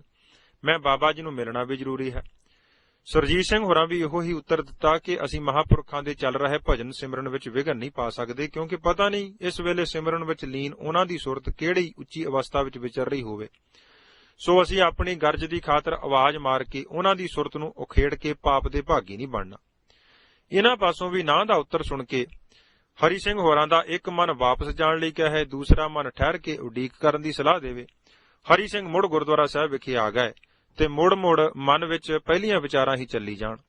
ਮਨ ਵਿੱਚ ਇਹ ਵੀ ਪ੍ਰਬਲ ਇੱਛਾ ਸੀ ਕਿ ਬਾਬਾ ਜੀ ਜਾਣੀ ਜਾਣ ਹਨ, ਮੇਰੀ ਮਜਬੂਰੀ ਨੂੰ ਸਮਝਦੇ ਹੀ ਹੋਣਗੇ। ਕਿਰਪਾ ਕਰਕੇ ਛੰਨ ਦਾ ਬੂਹਾ ਖੋਲ ਦੇਣ ਤਾਂ ਚੰਗਾ ਹੈ, ਮੈਂ ਦਸਵੰਧ ਵੀ ਦੇ ਦੇਵਾਂ ਤੇ ਨਾਲੇ ਮੈਨੂੰ ਦਰਸ਼ਨ ਹੋ ਜਾਣਗੇ। ਇਹਨਾਂ ਵਿਚਾਰਾਂ ਵਿੱਚ ਘਿਰੇ ਹੋਏ ਆਪ ਜੀ ਹੇਠਾਂ ਗੁਰਦੁਆਰਾ ਸਾਹਿਬ ਦੇ ਬਰਾਂਡੇ ਵਿੱਚ ਬੈਠੇ ਸਨ। ਅਚਾਨਕ ਬਾਬਾ ਜੀ ਦੇ ਛੰਨ ਵਾਲੀ ਕਮਰੇ ਦਾ ਦਰਵਾਜ਼ਾ ਖੁੱਲਣ ਦੀ ਆਵਾਜ਼ ਆਈ, ਜੋ ਹਰੀ ਸਿੰਘ ਨੇ ਵੀ ਸੁਣ ਲਈ। ਬਾਬਾ ਜੀ ਕਮਰੇ ਚੋਂ ਬਾਹਰ ਆ ਕੇ ਹੇਠਾਂ ਵੱਲ ਵੇਖਣ ਲੱਗੇ। ਅੱਗੋਂ ਭਾਈ ਹਰੀ ਸਿੰਘ ਨੇ ਆਪ ਜੀ ਨੂੰ ਜਾਫਤੇ ਬੁਲਾਈ ਤੇ ਦਸਵੰਧ ਦੀ ਮਾਇਆ ਗੁਰਦੁਆਰਾ ਸਾਹਿਬ ਦੀ ਸੇਵਾ ਲਈ ਭੇਟਾ ਕੀਤੀ। ਬਾਬਾ ਜੀ ਨੇ ਉੱਥੇ ਖੜੇ ਹੀ ਗੁਰੂ ਚਰਨਾਂ ਦਾ ਧਿਆਨ ਕਰਕੇ ਭੇਟ ਕੀਤੀ ਮਾਇਆ ਦੀ ਅਰਦਾਸ ਕਰ ਦਿੱਤੀ ਤੇ ਬੜੇ ਪ੍ਰੇਮ ਨਾਲ ਸਾਹ ਹਰੀ ਸਿੰਘ ਨੂੰ ਛੰਨ ਦੇ ਅੰਦਰ ਲੈ ਗਏ। ਹਰੀ ਸਿੰਘ ਹੋਰਾਂ ਨੂੰ ਸੰਬੋਧਨ ਕਰਕੇ ਬਾਬਾ ਜੀ ਨੇ ਕਿਹਾ, ਦੇਖੋ ਹਰੀ ਸਿੰਘ ਜੀ, ਅਸੀਂ ਗੁਰੂ ਮਿਹਰ ਨਾਲ ਬੜੇ ਆਨੰਦੀ ਰਸ ਵਿੱਚ ਸਿਮਰਨ ਲੀਨ ਸਾਂ, ਪਰ ਜਦੋਂ ਦੇ ਤੁਸੀਂ ਆਏ ਹੋ ਤੁਹਾਡੀ ਦਸਵੰਧ ਦੀ ਮਾਇਆ ਦੇਣ ਦੀ ਭਾਵਨਾ ਤੇ ਵਾਪਸ ਜਾਣ ਦੀ ਕਾਹਲੀ ਕਾਰਨ ਤੁਹਾਡੇ ਮਨ ਦੀਆਂ ਭਾਵਨਾਵਾਂ ਸਾਡੇ ਸਿਮਰਨ ਵਿੱਚ ਵਿਘਨਕਾਰੀ ਬਣ ਰਹੀਆਂ ਸਨ। ਯਤਨ ਕਰਨ ਤੇ ਵੀ ਸਾਡੀ ਸੁਰਤ ਉੱਤੇ ਤੁਹਾਡੇ ਕਾਹਲੇਪਨ ਤੇ ਭਾਵਨੀ ਦਾ ਅਸਰ ਪੈਂਦਾ ਰਿਹਾ ਹੈ, ਜਿਸ ਕਾਰਨ ਸਾਨੂੰ ਸਿਮਰਨ ਦਾ ਨਿਯਮ ਵਿੱਚੇ ਛੱਡ ਕੇ ਬੂਹਾ ਖੋਲ੍ਹਣਾ ਪਿਆ ਹੈ। ਉਂਝ ਜੇ ਆਪਾਂ ਵਿਚਾਰ ਕਰੀਏ, ਮਾਇਆ ਗੁਰੂ ਕੇ ਦਸਵੰਧ ਦੀ ਸੀ। ਜੇ ਤੁਸੀਂ ਗੁਰੂ ਚਰਨਾਂ ਵਿੱਚ ਗੁਰੂ ਗੋਲਕ ਨੂੰ ਅਰਪਣ ਕਰ ਦਿੰਦੇ, ਸਤਿਗੁਰੂ ਜੀ ਤਾਂ ਜਾਣੀ ਜਾਣ ਹਨ, ਉਹ ਤਾਂ ਘਟ ਕੇ ਅੰਤਰ ਕੀ ਜਾਣਤ, ਅਤੇ ਸਤਿਗੁਰੂ ਜੀ ਤਾਂ ਬਿਨ ਬੋਲਿਆਂ ਸਭ ਕੁਝ ਜਾਣਦੇ ਹਨ। ਤੁਹਾਡੀ ਦਿੱਤੀ ਮਾਇਆ ਤਾਂ ਸਤਿਗੁਰੂ ਜੀ ਦੇ ਦਰ ਪ੍ਰਵਾਨ ਹੋ ਹੀ ਜਾਣੀ ਸੀ। ਗੋਲਕ ਦੀ ਮਾਇਆ ਵੀ ਤਾਂ ਗੁਰੂ ਕਾਰਜ ਵਿੱਚ ਹੀ ਲੱਗਣੀ ਸੀ। ਸੋ ਮੇਰੇ ਹੱਥੀਂ ਗੁਰੂ ਪਾਤਸ਼ਾਹ ਨੂੰ ਅਰਪਣ ਕਰਨ ਦੀ ਥਾਂ ਜੇ ਤੁਸੀਂ ਸਿੱਧੀ ਗੁਰੂ ਚਰਨਾਂ ਵਿੱਚ ਅਰਪ ਦਿੰਦੇ ਤਾਂ ਤੁਸੀਂ ਵੀ ਸੌਖੇ ਰਹਿੰਦੇ। ਮਨ ਵਿੱਚ ਤੌਖਲਾ ਕਾਹਲਾਪਨ ਜੋ ਸ਼ਾਂਤੀ ਨੂੰ ਭੰਗ ਕਰਦਾ ਰਿਹਾ, ਉਹ ਵੀ ਨਹੀਂ ਆਉਣਾ ਸੀ ਤੇ ਮੇਰੇ ਸਿਮਰਨ ਵਿੱਚ ਵੀ ਤੁਹਾਡੀਆਂ ਮਨ ਤਰੰਗਾਂ ਦਾ ਅਸਰ ਵਿਘਨਕਾਰੀ ਨਾ ਬਣਦਾ। ਦੂਸਰੇ, ਜੋ ਤੁਹਾਡੇ ਮਨ ਵਿੱਚ ਸਾਡੇ ਦਰਸ਼ਨਾਂ ਦੀ ਖਿੱਚ ਬਣੀ ਸੀ, ਸਤਿਗੁਰੂ ਜੀ ਦੇ ਦਰਸ਼ਨ ਕਰਨ ਨਾਲ ਹੋਰ ਵਿਅਕਤੀਗਤ ਦਰਸ਼ਨ ਦੀ ਝਾਕ ਮੁੱਕ ਜਾਣੀ ਚਾਹੀਦੀ ਹੈ। ਸੁਤੇ ਹੀ ਗੁਰਸਿੱਖਾਂ ਦੇ ਸਤਿਗੁਰੂ ਜੀ ਦਰਸ਼ਨ ਕਰਵਾ ਦੇਣ ਤਾਂ ਧੰਨ ਭਾਗ ਹਨ, ਕਿਉਂਕਿ ਗੁਰੂ ਪਾਤਸ਼ਾਹ ਦਾ ਬਚਨ ਹੈ ਕਿ ਖਾਲਸਾ ਮੇਰੋ ਰੂਪ ਹੈ ਖਾਸ, ਖਾਲਸੇ ਮੈਂ ਹਉ ਕਰੋ ਨਿਵਾਸ। ਸੋ ਜੇ ਖਾਲਸੇ ਵਿੱਚ ਨਿਵਾਸ ਕਰਨ ਵਾਲੇ ਗੁਰੂ ਦੇ ਦਰਸ਼ਨ ਹੋ ਗਏ ਤਾਂ ਖਾਲਸੇ ਦੇ ਦਰਸ਼ਨਾਂ ਦਾ ਫਲ ਇਸੇ ਵਿੱਚ ਹੀ ਆ ਜਾਣਾ ਹੈ। ਤੀਸਰੇ, ਜਦੋਂ ਵੀ ਗੁਰੂ ਚਰਨਾਂ ਵਿੱਚ ਜਾਣਾ ਹੋਵੇ, ਕਾਹਲਾਪਣ ਘਰ ਛੱਡ ਕੇ ਆਉਣਾ ਚਾਹੀਦਾ ਹੈ, ਕਿਉਂਕਿ ਰਸ ਦਾ ਤੇ ਕਾਹਲੇਪਣ ਦਾ ਆਪਸੀ ਜੋੜ ਕੋਈ ਨਹੀਂ। ਜਿੱਥੇ ਕਾਹਲਾਪਨ, ਤੌਖਲਾ, ਚਿੰਤਾ ਹੈ, ਉੱਥੇ ਰਸ ਕਿੱਥੇ। ਜਿੰਨਾ ਸਮਾਂ ਵੀ ਗੁਰੂ ਦਰ ਵਿੱਚ ਜਾਣ ਲਈ ਸਤਿਗੁਰੂ ਜੀ ਬਖਸ਼ਿਸ਼ ਕਰਨ, ਸੰਸਾਰਕ ਕੰਮਾਂ ਦੀਆਂ ਸੋਚਾਂ, ਫਿਕਰਾਂ, ਚਿੰਤਾ, ਕਾਹਲਾਪਨ, ਇਹਨਾਂ ਨੂੰ ਛੱਡ ਦੇਣਾ ਹੀ ਯੋਗ ਹੈ। ਇਸ ਤਰ੍ਹਾਂ ਵਧੇਰੇ ਲਾਹਾ ਪ੍ਰਾਪਤ ਹੁੰਦਾ ਹੈ। ਚੌਥਾ, ਮਨ ਵਿੱਚ ਕਿਸੇ ਦੀ ਪ੍ਰੀਖਿਆ ਲੈਣ ਦੀ ਧਾਰਨਾ ਵੀ ਬਣਾ ਕੇ ਨਹੀਂ ਆਉਣਾ ਚਾਹੀਦਾ ਕਿ ਅੰਤਰਜਾਮੀ ਹੋਣਗੇ ਤਾਂ ਆਪੇ ਬੁਲਾ ਲੈਣਗੇ। ਇਹ ਲਾਹੇਵੰਦਾ ਵਿਚਾਰ ਨਹੀਂ। ਕਿਸੇ ਨੂੰ ਗੁਰੂ ਪਾਤਸ਼ਾਹ ਨੇ ਅੰਤਰਜਾਮਤਾ ਦੇ ਦੇਣ ਜਾਂ ਨਾ ਦੇਣ, ਇਹ ਕਿਸੇ ਦੀ ਆਤਮਿਕ ਉੱਚਤਾ ਨੂੰ ਮਾਪਣ ਦਾ ਕੋਈ ਪੈਮਾਨਾ ਨਹੀਂ। ਇਹ ਸਭ ਦਾਤਾਂ ਤਾਂ ਗੁਰੂ ਜੀ ਦੀਆਂ ਹਨ। ਗੁਰਸਿੱਖ ਦਾ ਕੰਮ ਹੈ ਨਾਮ ਵਿੱਚ ਲੱਗੇ ਰਹਿਣਾ, ਉਸ ਵਿੱਚ ਢਿੱਲ ਨਾ ਵਰਤੇ। ਬਾਕੀ ਸਭ ਅਵਸਥਾਵਾਂ ਗੁਰੂ ਜੀ ਦੇ ਹੱਥ ਹਨ। ਹਰੀ ਸਿੰਘ ਜੀ, ਜੋ ਹੋ ਗਿਆ ਸੋ ਵਾਹ। ਸਾਨੂੰ ਤੁਹਾਡੇ ਗੁਰਸਿੱਖਾਂ ਦੇ ਦਰਸ਼ਨ ਹੋ ਗਏ। ਅਗਾਂਹ ਲਈ ਇਹਨਾਂ ਛੋਟੀਆਂ ਗੱਲਾਂ ਦਾ ਖਿਆਲ ਰੱਖਣਾ ਚਾਹੀਏ। ਸੋ ਦੇਖਣ ਨੂੰ ਤਾਂ ਭਾਵੇਂ ਇਹ ਮਾਮੂਲੀ ਹਨ, ਪਰ ਅਸਰ ਇਹਨਾਂ ਦਾ ਵਧੇਰੇ ਹੈ। ਭਾਈ ਹਰੀ ਸਿੰਘ ਜੀ ਨੇ ਬਾਬਾ ਜੀ ਦੇ ਬਚਨਾਂ ਨੂੰ ਮਨ ਵਿੱਚ ਥਾਂ ਦਿੱਤੀ ਤੇ ਮਨ ਵਿੱਚ ਪਛਤਾਵਾ ਕਰਕੇ ਖਿਮਾ ਮੰਗੀ। ਜੇਹਾ ਬੀਜੈ ਸੋ ਲੁਣੈ, ਕਰਮਾ ਸੰਦੜਾ ਖੇਤ। ਬਾਬਾ ਜੀ ਦਾ ਇੱਕ ਪ੍ਰੇਮੀ ਜਲੰਧਰ ਛਾਉਣੀ ਦੇ ਬਿਲਕੁਲ ਨਜ਼ਦੀਕ ਪਿੰਡ ਵਿੱਚ ਰਹਿੰਦਾ ਸੀ, ਜੋ ਗੁਰੂ ਘਰ ਦਾ ਪ੍ਰੇਮੀ ਵੀ ਸੀ, ਪਰ ਦੁਨਿਆਵੀ ਪ੍ਰਭਾਵਾਂ ਅਧੀਨ ਕਈ ਵਾਰੀ ਸੁਰਤ ਦੁਬੇਲ ਵੀ ਹੋ ਜਾਂਦੀ ਸੀ। ਉਸ ਗੁਰਮੁਖ ਨੇ ਆਪਣੀ ਬੱਚੀ ਦਾ ਰਿਸ਼ਤਾ ਦੁਨਿਆਵੀ ਤੌਰ ਤੇ ਇੱਕ ਮਾਇਆਧਾਰੀ ਘਰ ਵਿੱਚ ਕੀਤਾ। ਵਿਆਹ ਦਾ ਦਿਨ ਮੁਕਰਰ ਹੋ ਗਿਆ, ਲੈਣ ਦੇਣ ਦੀਆਂ ਸ਼ਰਤਾਂ ਵੀ ਤੈਅ ਹੋ ਗਈਆਂ। ਅਖੀਰ ਬਰਾਤ ਦੇ ਪ੍ਰਸ਼ਾਦੇ ਦੀ ਗੱਲ ਤੈਅ ਕਰਨ ਤੇ ਬਰਾਤੀ ਘਰ ਵਾਲਿਆਂ ਨੇ ਮਾਸ ਸ਼ਰਾਬ ਦੀ ਮੰਗ ਕੀਤੀ। ਇਸ ਪ੍ਰੇਮੀ ਨੇ ਥੋੜੀ ਨਾਂਹ ਨੁੱਕਰਤਾ ਕੀਤੀ, ਪਰ ਨਾਲ ਹੀ ਮਨ ਵਿੱਚ ਇਹ ਵੀ ਖਿਆਲ ਪ੍ਰਬਲ ਬਣਿਆ ਕਿ ਜੇ ਮੈਂ ਇਹਨਾਂ ਦੀ ਇਹ ਇੱਛਾ ਪੂਰੀ ਨਾ ਕੀਤੀ ਤਾਂ ਸ਼ਾਇਦ ਕਿਤੇ ਇਹ ਰਿਸ਼ਤੇ ਨੂੰ ਜਵਾਬ ਹੀ ਨਾ ਦੇ ਦੇਣ। ਬਣਨ ਵਾਲੇ ਰਿਸ਼ਤੇਦਾਰਾਂ ਦੇ ਪ੍ਰਭਾਵ ਅਧੀਨ ਮਾਸ ਸ਼ਰਾਬ ਦੀ ਦਾਵਤ ਦੇਣੀ ਉਸ ਗੁਰਮੁਖ ਨੇ ਮੰਨ ਲਈ। ਆਨੰਦ ਕਾਰਜ ਦੇ ਦਿਨ ਨੇੜੇ ਆਉਂਦੇ ਗਏ। ਲੜਕੀ ਦੇ ਆਨੰਦ ਕਾਰਜ ਦਾ ਸੱਦਾ ਪੱਤਰ ਦੇਣ ਉਹ ਪ੍ਰੇਮੀ ਬਾਬਾ ਜੀ ਪਾਸ ਵੀ ਪੁੱਜਾ ਤੇ ਬੇਨਤੀ ਕੀਤੀ ਕਿ ਆਪ ਜੀ ਨੇ ਵੀ ਆਨੰਦ ਕਾਰਜ ਦੇ ਸਮੇਂ ਦਰਸ਼ਨ ਦੇਣ ਦੀ ਕਿਰਪਾਲਤਾ ਕਰਨੀ। ਬਾਬਾ ਜੀ ਨੇ ਉਹਨੂੰ ਪੁੱਛਿਆ ਕਿ ਕਿੱਥੇ ਰਿਸ਼ਤਾ ਕੀਤਾ ਹੈ। ਦੱਸਣ ਉਪਰੰਤ ਚਲਦੀਆਂ ਗੱਲਾਂ ਵਿੱਚ ਉਸ ਪ੍ਰੇਮੀ ਨੇ ਇਹ ਵੀ ਦੱਸ ਦਿੱਤਾ ਕਿ ਮੈਂ ਜਾਂਜੀ ਰਿਸ਼ਤੇਦਾਰਾਂ ਦੇ ਪ੍ਰਭਾਵ ਅਧੀਨ ਮਾਸ ਸ਼ਰਾਬ ਦੀ ਰੋਟੀ ਕਰਨ ਲਈ ਵੀ ਹਾਂ ਕਰ ਦਿੱਤੀ ਹੈ। ਬਾਬਾ ਜੀ ਉਸ ਪ੍ਰੇਮੀ ਦੀ ਸਾਰੀ ਗੱਲਬਾਤ ਸੁਣ ਕੇ ਇੱਕ ਠੰਡਾ ਜਿਹਾ ਸਾਹ ਲੈ ਕੇ ਉਸ ਨੂੰ ਕਹਿਣ ਲੱਗੇ, ਭਲਿਆ ਲੋਕਾ, ਆਪਣੀ ਸੁਰਤ ਨੂੰ ਦੁਬੇਲ ਕਰਕੇ ਕੁੜਮਾਂ ਦੇ ਦੁਨਿਆਵੀ ਪ੍ਰਭਾਵ ਅਧੀਨ ਗੁਰੂ ਨੂੰ ਪਿੱਠ ਦੇਣੀ ਤੇ ਨਾ ਕਰਨ ਜੋ ਕਰਮ ਨੂੰ ਕਰਨਾ ਇਹ ਬਹੁਤ ਮਾੜਾ ਹੈ। ਇਸ ਤਰ੍ਹਾਂ ਗੁਰੂ ਦੀ ਨਾਰਾਜ਼ਗੀ ਲੈ ਕੇ ਅਸੀਂ ਕੀ ਖੱਟਿਆ? ਬੱਚਿਆਂ ਦੇ ਵਿਆਹ ਕਰਨੇ ਨੂੰ ਸਿਆਣੇ ਲੋਕ ਬਹੁਤ ਵੱਡਾ ਪੁੰਨ ਦਾਨ ਕਰਨਾ ਸਮਝਦੇ ਹਨ। ਇੱਕ ਪਾਸੇ ਤੁਸੀਂ ਪੁੰਨ ਕਰਨਾ ਹੈ ਤੇ ਦੂਜੇ ਪਾਸੇ ਪਤਾ ਨਹੀਂ ਕਿੰਨੇ ਕੁ ਜੀਵਾਂ ਦੀ ਹੱਤਿਆ ਹੋਣੀ ਹੈ, ਤੇ ਉਹ ਵੀ ਥੋੜੇ ਚਿਰ ਦੇ ਜੀਵ ਦੇ ਸਵਾਦ ਦੀ ਖਾਤਰ। ਬਾਬਾ ਕਬੀਰ ਜੀ ਦਾ ਬਚਨ ਤੂੰ ਨਹੀਂ ਪੜਿਆ? ਕਬੀਰ ਜੋਰ ਕੀਆ ਸੋ ਜ਼ੁਲਮ ਹੈ, ਲੈ ਜਵਾਬ ਖੁਦਾਏ, ਦਫ਼ਤਰ ਲੇਖਾ ਨੀਕਸੈ, ਮਾਰ ਮੂੰਹੈ ਮੁਖ ਆਏ। ਵਿਆਹ ਉਪਰੰਤ ਲੜਕੀ ਤਾਂ ਆਪਣੇ ਘਰ ਚਲੀ ਜਾਵੇਗੀ, ਪਰ ਇੰਨੇ ਜੀਵਾਂ ਦੀ ਹੱਤਿਆ ਦਾ ਕੌਣ ਭਾਗੀ ਬਣੇਗਾ? ਯਾਦ ਰੱਖਣਾ, ਇਹਨਾਂ ਜੀਵਾਂ ਦੀ ਹੱਤਿਆ ਦਾ ਲੇਖਾ ਇੱਥੇ ਅਤੇ ਅੱਗੇ ਦਰਗਾਹ ਵਿੱਚ ਤੈਨੂੰ ਹੀ ਦੇਣਾ ਪੈਣਾ ਹੈ। ਜੇ ਤੁਹਾਡੀ ਬੀਬਾ ਦਾ ਦਾਣਾ ਪਾਣੀ ਉਸ ਘਰ ਵਿੱਚ ਹੈ ਤਾਂ ਅਵਸ਼ ਉਸਨੇ ਹੀ ਉਸ ਘਰ ਵਿੱਚ ਖਾਣਾ ਹੈ। ਮਾਸ ਸ਼ਰਾਬ ਦੀਆਂ ਦਾਵਤਾਂ ਦੇਣ ਨਾਲ ਦਾਣਾ ਪਾਣੀ ਵੱਧ ਤਾਂ ਨਹੀਂ ਜਾਣਾ, ਤੇ ਨਾ ਦੇਣ ਨਾਲ ਉਸ ਦਾ ਸਬੰਧ ਖਤਮ ਨਹੀਂ ਹੋ ਜਾਣਾ। ਜੇ ਤੁਸੀਂ ਗੁਰਸਿੱਖ ਅੰਮ੍ਰਿਤ ਛਕ ਕੇ ਇਹੋ ਜਿਹੇ ਮਨਮੁਖਤਾਈ ਦੇ ਕਰਮ ਕਰਨ ਲੱਗ ਪਏ ਤਾਂ ਬਾਕੀ ਕਿਹੜੇ ਖੂਹ ਖਾਤੇ ਵਿੱਚ ਡਿੱਗਣਗੇ? ਗੁਰਸਿੱਖ ਨੂੰ ਆਪਣੇ ਅਸੂਲ ਦਾ ਤਿਆਗ ਨਹੀਂ ਕਰਨਾ ਚਾਹੀਦਾ। ਜੋ ਅਸੂਲ ਦਾ ਤਿਆਗ ਕਰ ਦਿੰਦਾ ਹੈ ਉਸ ਦੇ ਪੱਲੇ ਲੋਕ ਪਰਲੋਕ ਦੇ ਧੱਕੇ ਹੀ ਪੈਂਦੇ ਹਨ। ਜੇ ਤੁਸੀਂ ਗੁਰਸਿੱਖ ਹੀ ਇਹੋ ਜਿਹੇ ਕਰਮ ਕਰੋਗੇ ਤਾਂ ਬਾਕੀਆਂ ਨੂੰ ਕਿਸ ਮੂੰਹ ਨਾਲ ਤੁਸੀਂ ਅਸੀਂ ਇਹਨਾਂ ਮਾੜੇ ਕਰਮਾਂ ਤੋਂ ਬਚਣ ਲਈ ਕਹਿ ਸਕਦੇ ਹਾਂ? ਕਹਿ ਉਹ ਹੀ ਸਕਦਾ ਹੈ ਜੋ ਆਪ ਅਮਲੀ ਜੀਵਨ ਦਾ ਧਾਰਨੀ ਹੈ। ਜੋ ਦਿਖਾਵੇ ਵਿੱਚ ਹੋਰ ਹੈ ਤੇ ਕਰਨੀ ਵਿੱਚ ਕੁਝ ਹੋਰ ਹੈ, ਉਹ ਗੁਰੂ ਦਰ ਪ੍ਰਵਾਨ ਨਹੀਂ। ਸੋ ਅਜੇ ਵੀ ਸਮਾਂ ਹੈ, ਵਿਚਾਰ ਕਰਕੇ ਵੇਖ ਲਓ। ਗੁਰੂ ਹੁਕਮ ਨੂੰ ਵਿਚਾਰੋ, ਜਿਨ ਮਨ ਹੋਰ ਮੁਖ ਹੋਰ ਸੇ ਕਾਂਢੇ ਕੱਚਿਆ। ਉਹ ਪ੍ਰੇਮੀ ਨਿੰਮੋ ਝੂਣਾ ਹੋਇਆ, ਬਾਬਾ ਜੀ ਦੇ ਬਚਨ ਸੁਣੀ ਗਿਆ ਤੇ ਅੰਤ ਵਿੱਚ ਆਨੰਦ ਕਾਰਜ ਦੇ ਸਮੇਂ ਸ਼ਾਮਲ ਹੋਣ ਲਈ ਆਪ ਨੂੰ ਬੇਨਤੀ ਕੀਤੀ। ਆਪ ਜੀ ਨੇ ਉੱਤਰ ਦਿੱਤਾ ਕਿ ਇਹੋ ਜਿਹੇ ਆਨੰਦ ਕਾਰਜ ਦੇ ਸਮੇਂ ਜਿੱਥੇ ਜੀਵ ਦੇ ਸਵਾਦ ਦੀ ਖਾਤਰ ਜੀਵਾਂ ਦਾ ਘਾਣ ਕੀਤਾ ਜਾਣਾ ਹੈ ਤੇ ਜਿੱਥੇ ਗੁਰੂ ਦੇ ਦੱਸੇ ਮਾਰਗ ਦਾ ਤਿਆਗ ਕਰਕੇ ਲੋਕਾਚਾਰੀ ਲਈ ਅਸੂਲ ਦਾ ਤਿਆਗ ਕੀਤਾ ਜਾਣਾ ਹੈ, ਸਾਡਾ ਸ਼ਾਮਲ ਹੋਣਾ ਮੁਸ਼ਕਲ ਹੈ। ਥੋੜਾ ਚਿਰ ਬੈਠ ਕੇ ਉਹ ਪ੍ਰੇਮੀ ਆਪਣੇ ਨਗਰ ਚਲਾ ਗਿਆ। ਨਿਯਤ ਦਿਨ ਤੇ ਬਰਾਤ ਆਈ। ਇੱਕ ਪਾਸੇ ਗੁਰੂ ਮਹਾਰਾਜ ਦਾ ਪ੍ਰਕਾਸ਼ ਕਰਕੇ ਆਨੰਦ ਕਾਰਜ ਹੋ ਰਿਹਾ ਸੀ, ਦੂਸਰੇ ਪਾਸੇ ਥੋੜੀ ਦੂਰ ਹੀ ਸੋਗ ਵਿੱਚ ਗਰਸੇ ਹੋਏ ਮੈਂ ਕਰਦੇ ਛੇਲੇ ਕਿਸੇ ਦੇ ਜੀਵ ਦਾ ਸਵਾਦ ਪੂਰਾ ਕਰਨ ਲਈ ਆਪਣੇ ਅੰਤ ਦੀ ਉਡੀਕ ਕਰ ਰਹੇ ਸਨ। ਦੁਪਹਿਰ ਤੱਕ ਇਹ ਆਨੰਦ ਅਤੇ ਸ਼ੋਕ ਦਾ ਰਲਵਾਂ ਸਮਾਗਮ ਸਮਾਪਤ ਹੋਇਆ। ਬਰਾਤੀ ਖਾ ਪੀ ਕੇ ਡਿੱਗਦੇ ਢਹਿੰਦੇ ਆਪਣੇ ਘਰੀਂ ਪੁੱਜੇ। ਉਹਨਾਂ ਪਾਸੋਂ ਬਚਿਆ ਖੁਚਿਆ ਮਾਲ ਮਾਂਜੀਆਂ ਨੇ ਚੁਰੁੰਡ ਸੁੱਟਿਆ ਤੇ ਰਹਿੰਦੀ ਸ਼ਰਾਬ ਪੀ ਕੇ ਕੋਈ ਕਿਤੇ ਪੈ ਡਿੱਗਿਆ, ਕੋਈ ਕਿਤੇ। ਇੱਕ ਗੱਲੋਂ ਤਾਂ ਮੌਜ ਸੀ ਕਿ ਘਰ ਵਾਲਿਆਂ ਨੂੰ ਬਿਸਤਰਿਆਂ ਦੀ ਜਾਂ ਉਹਨਾਂ ਦੇ ਆਦਰ ਮਾਣ ਕਰਨ ਦੀ ਚਿੰਤਾ ਨਹੀਂ ਸੀ।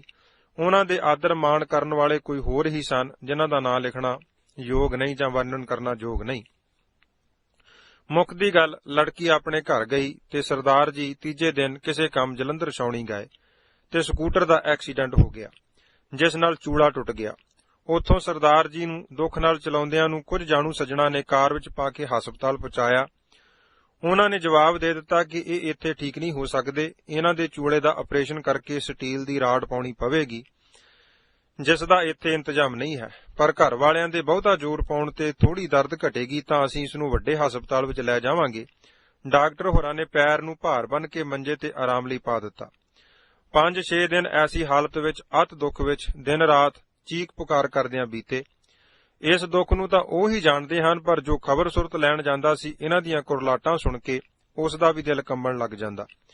ਡਾਕਟਰਾਂ ਦੇ ਵਾਰ-ਵਾਰ ਕਹਿਣ ਤੇ ਪਰਿਵਾਰ ਦੇ ਮੈਂਬਰ ਸਰਦਾਰ ਜੀ ਨੂੰ ਵੱਡੇ ਹਸਪਤਾਲ ਖੜਨ ਦੀ ਥਾਂ ਘਰ ਲੈ ਆਏ ਤੇ ਦੇਸੀ ਸਿਆਣੇ ਪਾਸੋਂ ਚੂੜਾ ਚੜਾਉਣ ਤੇ ਮਲਮਲਾਈ ਦਾ ਕੰਮ ਸ਼ੁਰੂ ਕਰ ਦਿੱਤਾ।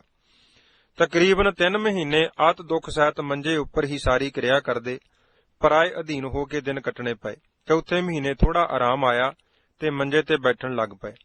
ਇਸ ਔਖੇ ਸਮੇਂ ਵਿੱਚ ਉਹਨਾਂ ਪਾਸ ਜੋ ਵੀ ਬਿਮਾਰ ਪੋਸ਼ੀ ਵਾਸਤੇ ਜਾਂਦਾ, ਉਸ ਨੂੰ ਉਹ ਇਹ ਹੀ ਆਪ ਮੁਹਾਰੇ ਕਹਿਣ ਕਿ ਮੈਨੂੰ ਬੇਜ਼ੁਬਾਨਾਂ ਦੀ ਹੱਤਿਆ ਲੈ ਬੈਠੀ ਹੈ। ਮੈਂ ਨਵੇਂ ਬਣਨ ਵਾਲੇ ਕੁੜਮਾਂ ਦੀ ਖੁਸ਼ੀ ਲੈਣ ਲਈ ਇਹ ਜੀਵ ਹੱਤਿਆ ਕਰਵਾਈ, ਜਿਸ ਦਾ ਫਲ ਮੈਨੂੰ ਇਸ ਦੁੱਖ ਰਾਹੀਂ ਭੋਗਣਾ ਪੈ ਰਿਹਾ ਹੈ।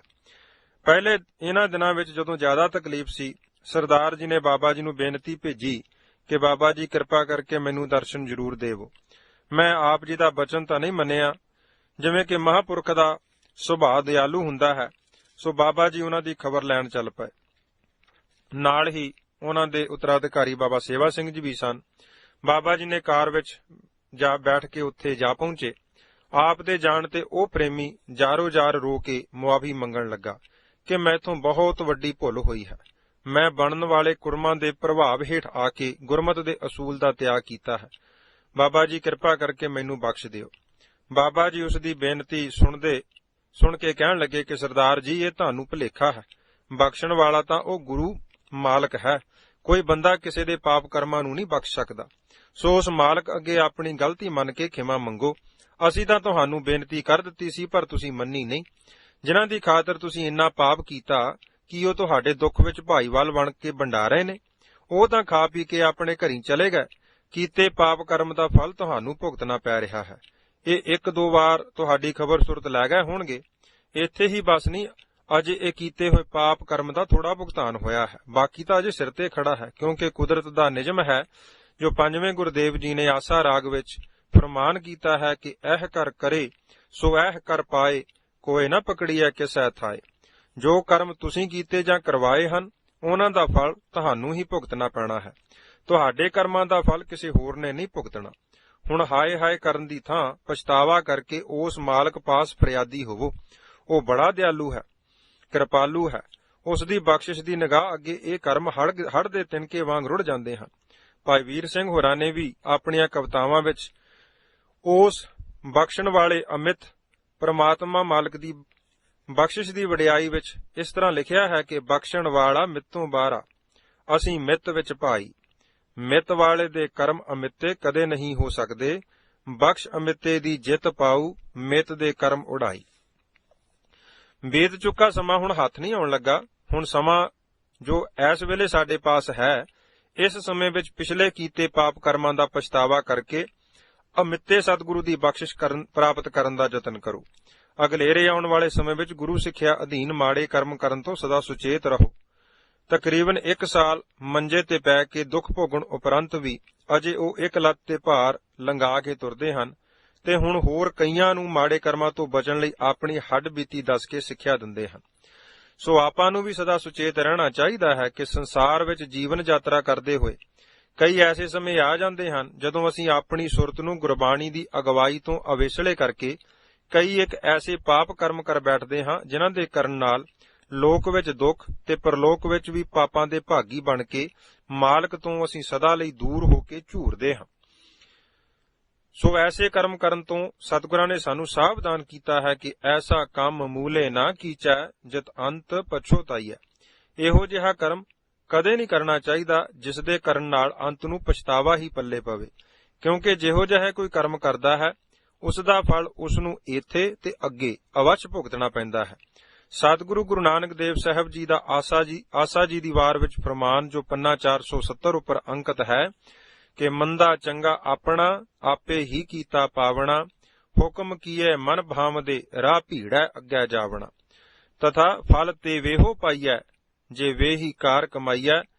ਅਤੇ ਹੋਰ ਹੁਕਮ ਹੈ ਕਿ ਕੀਤਾ ਆਪੋ ਆਪਣਾ ਆਪੇ ਹੀ ਲੇਖਾ ਸੰਢੀਐ। ਇਸ ਸਰੀਰ ਨਾਲ ਮਨੁੱਖ ਜਿਹੋ ਜਿਹਾ ਕੋਈ ਚੰਗਾ ਜਾਂ ਮਾੜਾ ਕਰਮ ਕਰਦਾ ਹੈ, ਉਸ ਦਾ ਫਲ ਅਵੱਸ਼ ਉਸ ਨੂੰ ਭੁਗਤਣਾ ਪੈਂਦਾ ਹੈ।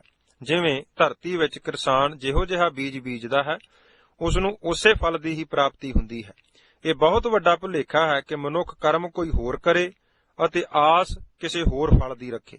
ਇਸੇ ਲਈ ਗੁਰਬਾਣੀ ਵਿੱਚ ਬਾਬਾ ਫਰੀਦ ਜੀ ਨੇ ਬੜੀ ਸੁੰਦਰ ਮਿਸਾਲ ਦੇ ਕੇ ਸਾਨੂੰ ਮਾੜੇ ਕਰਮ ਕਰਨ ਵੱਲੋਂ ਸੁਚੇਤ ਕੀਤਾ ਹੈ ਕਿ ਫਰੀਦਾ, ਲੋੜੈ ਦਾਖ ਬਿਜੌਰੀਆਂ, ਕਿੱਕਰ ਬੀਜੈ ਜੱਟ, ਹੰਢੈ ਉਨ ਕਤਾਏ ਦਾ, ਪੈਂਦਾ ਲੋੜੈ ਪੱਠ।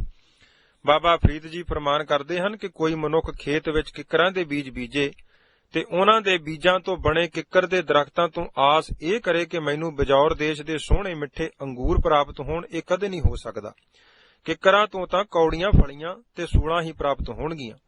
ਕੋਈ ਮਨੁੱਖ ਧਾਗਾ ਤਾਂ ਉੱਨ ਦਾ ਕੱਤੇ ਤੇ ਆਸ ਰੱਖੇ ਕਿ ਇਸ ਉੱਨ ਦੇ ਧਾਗੇ ਤੋਂ ਮੈਨੂੰ ਨਰਮ ਰੇਸ਼ਮ ਦਾ ਕੱਪੜਾ ਪ੍ਰਾਪਤ ਹੋਵੇ, ਇਹ ਕਦੇ ਨਹੀਂ ਹੋ ਸਕਦਾ। ਉਸ ਦੇ ਧਾਗੇ ਤੋਂ ਤਾਂ ਖੁਰਦਰਾ ਕੰਬਲ ਹੀ ਬਣੇਗਾ।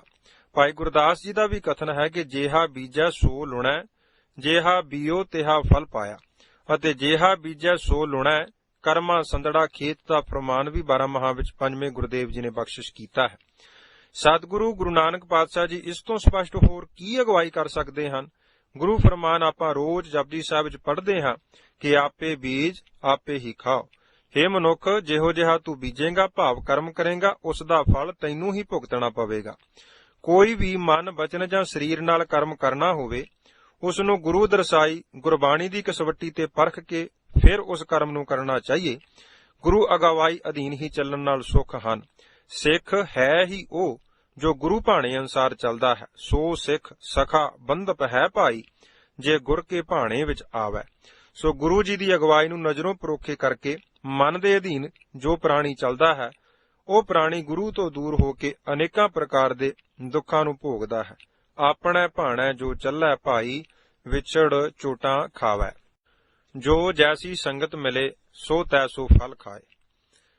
ਤਕਰੀਬਨ 1970 ਦੇ ਨੇੜੇ ਤੇੜੇ ਦੀ ਗੱਲ ਹੈ ਕਿ ਇੱਕ ਬੀਬੀ ਜੋਗਿੰਦਰ ਕੌਰ ਬਾਬਾ ਜੀ ਪਾਸ ਆਈ ਤੇ ਬੇਨਤੀ ਕੀਤੀ ਕਿ ਮੇਰਾ ਪੇਕਾ ਪਿੰਡ ਪਹਾੜ ਵਿੱਚ ਰਾਮ ਟਟਵਾਲੀ, ਜੋ ਢੋਲਵਾਹੇ ਦੇ ਨਜ਼ਦੀਕ ਹੈ, ਉੱਥੇ ਹੈ ਤੇ ਮੇਰੇ ਸਹੁਰੇ ਪਿੰਡ ਗੋਂਦਪੁਰ ਵਿੱਚ ਹਨ।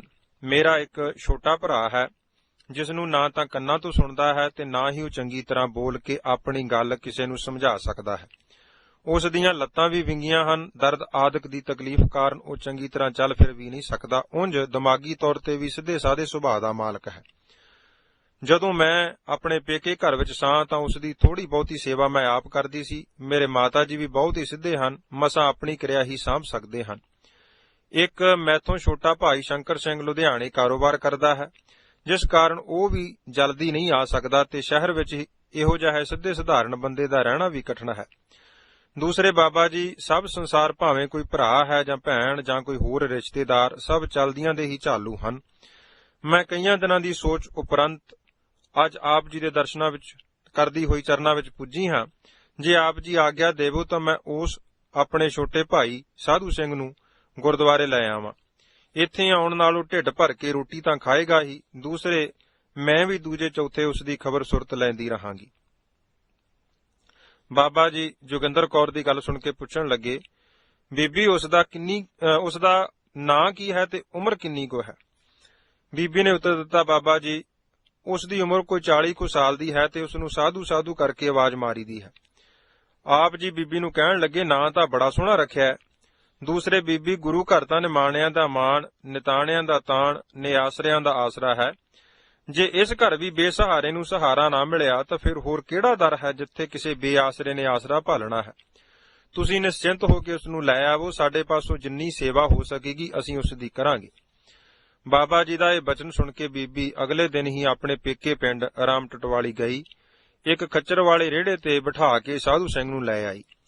ਬਾਬਾ ਜੀ ਦੇ ਹਵਾਲੇ ਆ ਕੀਤਾ। ਬਾਬਾ ਜੀ ਨੇ ਸਾਧੂ ਸਿੰਘ ਨੂੰ ਸਹਾਰੇ ਨਾਲ ਤੁਰੇ ਆਉਂਦੇ ਨੂੰ ਵੇਖ ਕੇ ਕਿਹਾ, ਕਿਉਂ ਭਲਿਆ ਲੋਕਾ ਆ ਗਿਆ?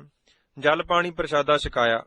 ਜਦ 8 ਕੁ ਪ੍ਰਸ਼ਾਦੇ ਸਾਧੂ ਸਿੰਘ ਨੇ ਛਕ ਲਏ ਤਾਂ ਭਾਈ ਅਮਰ ਸਿੰਘ ਜੀ, ਜੋ ਗੋਂਦਪੁਰ ਪਿੰਡ ਤੋਂ ਹੀ ਸਨ, ਲੰਗਰ ਦੀ ਸੇਵਾ ਕਰਿਆ ਕਰਦੇ ਸਨ। ਬਾਬਾ ਜੀ ਨੂੰ ਪੁੱਛਿਆ ਕਿ ਬਾਬਾ ਜੀ, ਇਹ ਮਸਤਾਨਾ ਤਾਂ ਪ੍ਰਸ਼ਾਦੇ ਹੀ ਛਕੀ ਜਾ ਰਿਹਾ ਹੈ। ਜਿੰਨੇ ਮੈਂ ਦਿੰਦਾ ਹਾਂ ਉਨੇ ਹੀ ਅੰਦਰ ਸੁੱਟੀ ਜਾਂਦਾ ਹੈ। 8 ਪ੍ਰਸ਼ਾਦੇ ਛਕ ਲਏ ਹਨ, ਕਿਤੇ ਬਿਮਾਰ ਹੀ ਨਾ ਹੋ ਜਾਏ। ਬਾਬਾ ਜੀ ਕਹਿਣ ਲੱਗੇ, ਕੋਈ ਗੱਲ ਨਹੀਂ, ਜਿੰਨੇ ਮੰਗਦਾ ਹੈ ਦੇਈ ਚੱਲ। ਜੇ ਗੁਰੂ ਘਰ ਆ ਕੇ ਵੀ ਤ੍ਰਿਪਤੀ ਨਾ ਹੋਈ ਤਾਂ ਫੇਰ ਕਿੱਥੇ ਹੋਵੇਗੀ। ਇੱਕ ਵਾਰ ਉਸ ਦੀ ਨਿਸ਼ਾ ਕਰਵਾ ਦੇ, ਮਗਰੋਂ ਜੋ ਹੋਇਆ ਦੇਖ ਲਵਾਂਗੇ। ਖੈਰ, ਭਾਈ ਸਾਧੂ ਨੇ 4 ਕੁ ਹੋਰ ਪ੍ਰਸ਼ਾਦੇ ਛਕ ਕੇ ਹੱਥ ਖੜੇ ਕਰ ਦਿੱਤੇ ਤੇ ਬਹੁਤ ਪ੍ਰਸੰਨ ਹੋਇਆ। ਭਾਈ ਸਾਧੂ ਦੀ ਭੈਣ ਥੋੜਾ ਚਿਰ ਬੈਠ ਕੇ ਆਪਣੇ ਪਿੰਡ ਚਲੇ ਗਈ। ਬਾਬਾ ਜੀ ਨੇ ਹਰ ਰੋਜ਼ ਨਿਤਨੇਮ ਵੇਲੇ ਸ੍ਰੀ ਸੁਖਮਨੀ ਸਾਹਿਬ ਦੇ ਪਾਠ ਕਰਨ ਸਮੇਂ ਉਚੇਚਾ ਸਿੰਘ ਨੂੰ ਭੇਜ ਕੇ ਭਾਈ ਸਾਧੂ ਨੂੰ ਕੋਲ ਬਿਠਾ ਲੈਣਾ।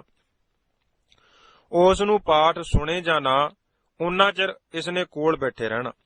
ਕੁਝ ਦਿਨਾਂ ਬਾਅਦ ਬਾਬਾ ਜੀ ਨੇ ਉਸ ਨੂੰ ਆਪਣੇ ਪਾਸੋਂ ਇੱਕ ਮਾਲਾ ਦਿੱਤੀ ਤੇ ਕੰਨ ਵਿੱਚ ਜ਼ੋਰ ਨਾਲ ਕਿਹਾ ਕਿ ਸਾਧੂ, ਜਿੰਨਾ ਚਿਰ ਪਾਠ ਸਮੇਂ ਸਾਡੇ ਕੋਲ ਬੈਠਦਾ ਹਾਂ ਵਾਹਿਗੁਰੂ ਵਾਹਿਗੁਰੂ ਕਰੀ ਜਾਇਆ ਕਰ। ਤੇ ਮਾਲਾ ਦਾ ਮਣਕਾ ਫੇਰਨ ਦਾ ਢੰਗ ਵੀ ਦੱਸ ਦਿੱਤਾ ਕਿ ਵਾਹਿਗੁਰੂ ਕਹਿ ਕੇ ਅਗਲਾ ਮਣਕਾ ਫੜ ਲਿਆ ਕਰ। ਤੇ ਮੁੜ ਪੁੱਛਿਆ ਕਿ ਪਤਾ ਲੱਗ ਗਿਆ? ਸਾਧੂ ਨੇ ਸਿਰ ਹਿਲਾ ਕੇ ਹਾਂ ਵਿੱਚ ਉੱਤਰ ਦਿੱਤਾ। ਬਾਬਾ ਜੀ ਨੇ ਕਿਹਾ ਕਿ ਕਰਕੇ ਦੱਸ, ਕਿੱਦਾਂ ਕਰੇਗਾ ਵਾਹਿਗੁਰੂ? ਭਾਈ ਸਾਧੂ ਨੇ ਵਾਧੂ ਵਾਧੂ ਕਹਿੰਦੇ ਹੋਏ ਨੇ ਸਾਰੀ ਮਾਲਾ ਫੇਰ ਲਈ। ਬਾਬਾ ਜੀ ਸਾਧੂ ਦਾ ਵਾਧੂ ਵਾਧੂ ਉਚਾਰਨ ਸੁਣ ਕੇ ਬੜੇ ਪ੍ਰਸੰਨ ਹੋਏ ਤੇ ਕਹਿਣ ਲੱਗੇ, ਬਸ ਗੱਲ ਬਣ ਗਈ। ਤੇ ਮੁੜ ਕੰਨ ਵਿੱਚ ਉੱਚੀ ਸਾਰੇ ਕਿਹਾ ਕਿ ਸਾਰਾ ਦਿਨ ਇਹ ਮਾਲਾ ਫੇਰੀ ਜਾਇਆ ਕਰ ਤੇ ਵਾਹਿਗੁਰੂ ਵਾਹਿਗੁਰੂ ਕਰੀ ਜਾਇਆ ਕਰ। 3-4 ਮਹੀਨੇ ਵਿੱਚ ਹੀ ਭਾਈ ਸਾਧੂ ਸਿੰਘ ਦੀ ਭੁੱਖ ਵੀ ਠੀਕ ਹੋ ਗਈ। ਤੁਰਨ ਫਿਰਨ ਵੀ ਉਹ ਆਪੇ ਹੀ ਲੱਗ ਪਿਆ। ਜੋ ਬਹੁਤ ਉੱਚੀ ਸੁਣਦਾ ਸੀ, ਉਹ ਬੋਲਾਪਣ ਵੀ ਘਟਣਾ ਸ਼ੁਰੂ ਹੋ ਗਿਆ। ਪਹਿਲਾਂ ਨਾਲੋਂ ਗੱਲਾਂ ਵੀ ਥੋੜੀਆਂ ਸਾਫ਼ ਕਰਨ ਲੱਗ ਪਿਆ। ਭਾਈ ਸਾਧੂ ਜਿੱਥੇ ਪਹਿਲਾਂ ਵਾਹਿਗੁਰੂ ਨੂੰ ਵਾਧੂ ਵਾਧੂ ਕਹਿੰਦਾ ਸੀ, ਹੁਣ ਥੋੜੇ ਜਿਹੇ ਫਰਕ ਨਾਲ ਵਾਹਿਗੁਰੂ ਕਹਿਣ ਲੱਗ ਪਿਆ।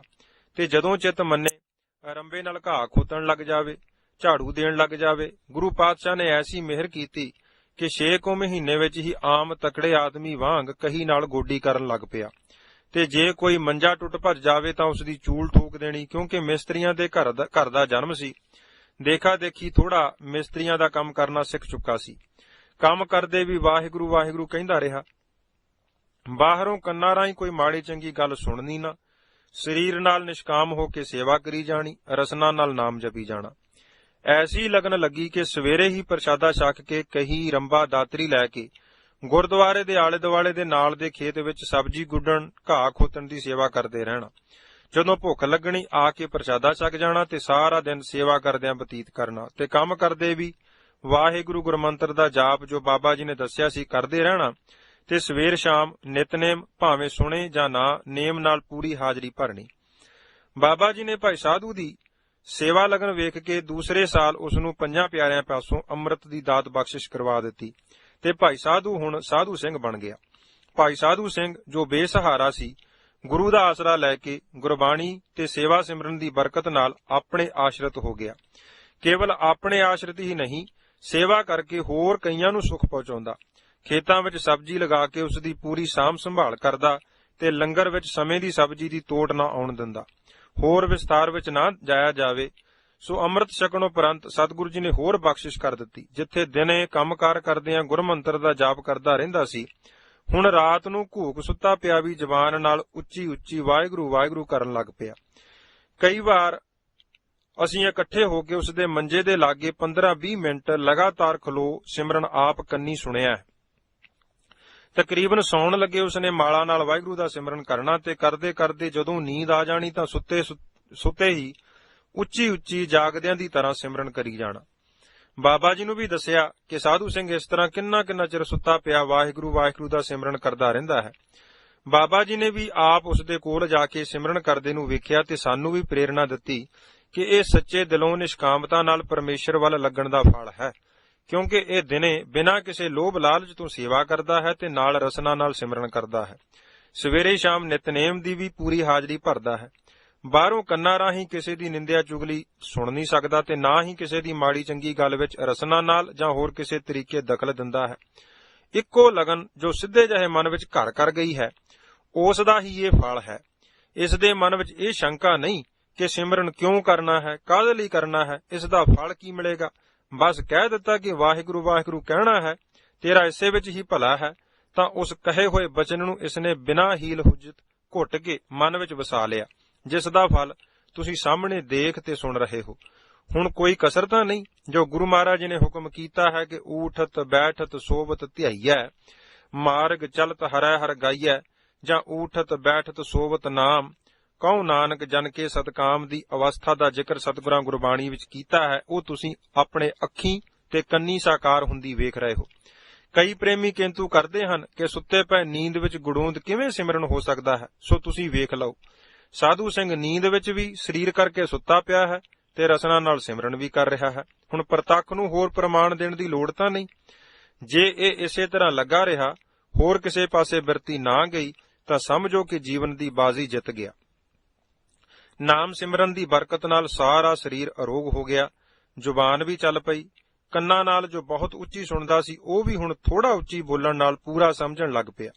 ਸਮਾਂ ਬੀਤਦਾ ਗਿਆ, ਸਾਧੂ ਸਿੰਘ ਵੀ ਸੇਵਾ ਸਿਮਰਨ ਦੀ ਕਾਰ ਵਿੱਚ ਲੱਗਾ ਰਿਹਾ। ਨਾਮ ਨੇ ਹੋਰ ਆਪਣਾ ਰੰਗ ਚਾੜਿਆ, ਅੰਦਰ ਅਨਹਦ ਸ਼ਬਦ ਵੀ ਸੁਣਨ ਲੱਗ ਪਏ। ਕਈ ਵਾਰ ਸੁੱਤਾ ਪਿਆ ਸਿਮਰਨ ਕਰਦਾ ਉੱਠ ਪਵੇ, ਬਾਬਾ ਜੀ ਪਾਸ ਜਾ ਕੇ ਉਹਨਾਂ ਨੂੰ ਪੁੱਛੇ ਕਿ ਇਹ ਵਾਜੇ ਕਿੱਥੇ ਵੱਜਦੇ ਹਨ। ਬਾਬਾ ਜੀ ਨੇ ਹੱਸ ਕੇ ਉਸ ਨੂੰ ਕਹਿਣਾ ਕਿ ਤੂੰ ਵਾਹਿਗੁਰੂ ਵਾਹਿਗੁਰੂ ਕਰੀ ਜਾ ਤੇ ਵਾਜੇ ਵੱਜਦਿਆਂ ਨੂੰ ਸੁਣੀ ਜਾ। ਕਈ ਵਾਰੀ ਉਸਨੇ ਰਾਤ ਸਮੇਂ ਗੁਰਦੁਆਰੇ ਦੀ ਛੱਤ ਕੇ ਚੜ੍ਹ ਕੇ ਵੇਖਣ ਦਾ ਯਤਨ ਕਰਨਾ ਕਿ ਇਹ ਵਾਜੇ ਵੱਜਣ ਦੀ ਆਵਾਜ਼ ਕਿੱਥੋਂ ਆ ਰਹੀ ਹੈ। ਘੁੰਮ ਫਿਰ ਕੇ ਮੁੜ ਮੰਜੇ ਤੇ ਆ ਜਾਣਾ। ਜਦੋਂ ਰਾਤ ਉੱਠ ਕੇ ਤੁਰਦੇ ਫਿਰਦੇ ਨੂੰ ਅਸੀਂ ਪੁੱਛਣਾ ਕਿ ਤੈਨੂੰ ਕੀ ਹੁੰਦਾ ਹੈ, ਤਾਂ ਉਸਨੇ ਦੱਸਣਾ ਕਿ ਆਹ ਵੇਖੋ ਕਿੰਨੇ ਜ਼ੋਰ ਦੀ ਵਾਜੇ ਵੱਜਦੇ ਹਨ, ਨਾਲ ਹੀ ਕੋਈ ਵਾਹਿਗੁਰੂ ਵਾਹਿਗੁਰੂ ਕਹੀ ਜਾਂਦਾ ਹੈ।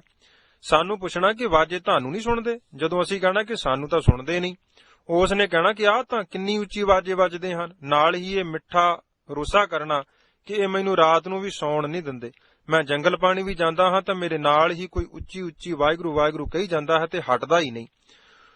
ਉਸ ਵੇਲੇ ਬਾਬਾ ਕਬੀਰ ਜੀ ਦਾ ਉਚਾਰਨ ਕੀਤਾ ਸ਼ਲੋਕ ਯਾਦ ਆਉਣਾ ਕਿ ਹਮ ਹੋ ਜੋ ਬੂਝਾ ਬੂਝਣਾ, ਪੂਰੀ ਪਰੀ ਬੁਲਾਈ ਵਾਲੀ ਗੱਲ ਯਾਦ ਆਉਣੀ, ਤੇ ਨਾਲ ਹੀ ਸ਼ਲੋਕ ਵੀ ਯਾਦ ਆਉਣਾ ਦੂਸਰਾ ਕਿ ਦੇਖੋ ਸਾਧੂ ਸਿੰਘ ਤੇ ਗੁਰੂ ਪਾਤਸ਼ਾਹ ਨੇ ਕਿੰਨੀ ਵੱਡੀ ਬਖਸ਼ਿਸ਼ ਕਰ ਦਿੱਤੀ ਹੈ ਕਿ ਪਰ ਬਣਜ ਨ ਹਾਰੇ ਬਾਹਰਾ, ਕੌਡੀ ਬਦਲੇ ਜਾਏ ਵਾਲੀ ਗੱਲ ਬਣੀ ਹੋਈ ਹੈ। ਇਸ ਅਵਸਥਾ ਦੀ ਪ੍ਰਾਪਤੀ ਲਈ ਤਾਂ ਬੜੀਆਂ ਘਾਲਣੀਆਂ ਪੈਂਦੀਆਂ ਹਨ, ਪਰ ਪੂਰੀ ਕਦਰ ਨਾ ਹੋਣ ਕਾਰਨ ਸਾਧੂ ਸਿੰਘ ਨੂੰ ਇਹ ਗੁਰਮੰਤਰ ਦੀ ਧੁਨੀ ਤੇ ਅਨਹਦ ਸ਼ਬਦ ਉਹ ਸੁਖ ਨਹੀਂ ਦੇ ਰਹੇ। ਸਮਾਂ ਪਾ ਕੇ ਵਾਕ ਸਿੱਧੀ ਵੀ ਹੋਣ ਲੱਗ ਪਈ। ਸੁਤੇ ਸਿੱਧ ਕਿਸੇ ਨੇ ਸਾਧੂ ਸਿੰਘ ਨੂੰ ਕੋਈ ਲੀੜਾ ਕੱਪੜਾ ਜਾਂ ਕੋਈ ਮਨਭਾਉਂਦੀ ਵਸਤੂ ਖਵਾ ਦੇਣੀ। ਖੁਸ਼ੀ ਵਿੱਚ ਆਏ ਸਾਧੂ ਸਿੰਘ ਨੇ ਮੂੰਹ ਤੋਂ ਕੋਈ ਗੱਲ ਕਹਿ ਦੇਣੀ ਤਾਂ ਉਹ ਪੂਰੀ ਹੋ ਜਾਣੀ।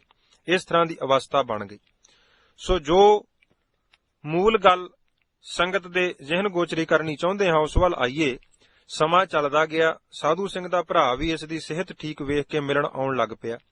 ਬਾਬਾ ਜੀ ਨੂੰ ਪੁੱਛ ਕੇ ਕਈ ਵਾਰ 4-5 ਦਿਨ ਲਈ ਸਾਧੂ ਸਿੰਘ ਨੂੰ ਲੁਧਿਆਣੇ ਆਪਣੇ ਪਾਸ ਲੈ ਜਾਣਾ। ਉੱਥੇ ਇਸਨੇ ਘਰ ਬੈਠੇ ਰਹਿਣਾ। ਇਸ ਦੇ ਮਨ ਪਰਚਾਵੇ ਲਈ ਘਰਦਿਆਂ ਨੇ ਟੈਲੀਵਿਜ਼ਨ ਲਾ ਦੇਣਾ।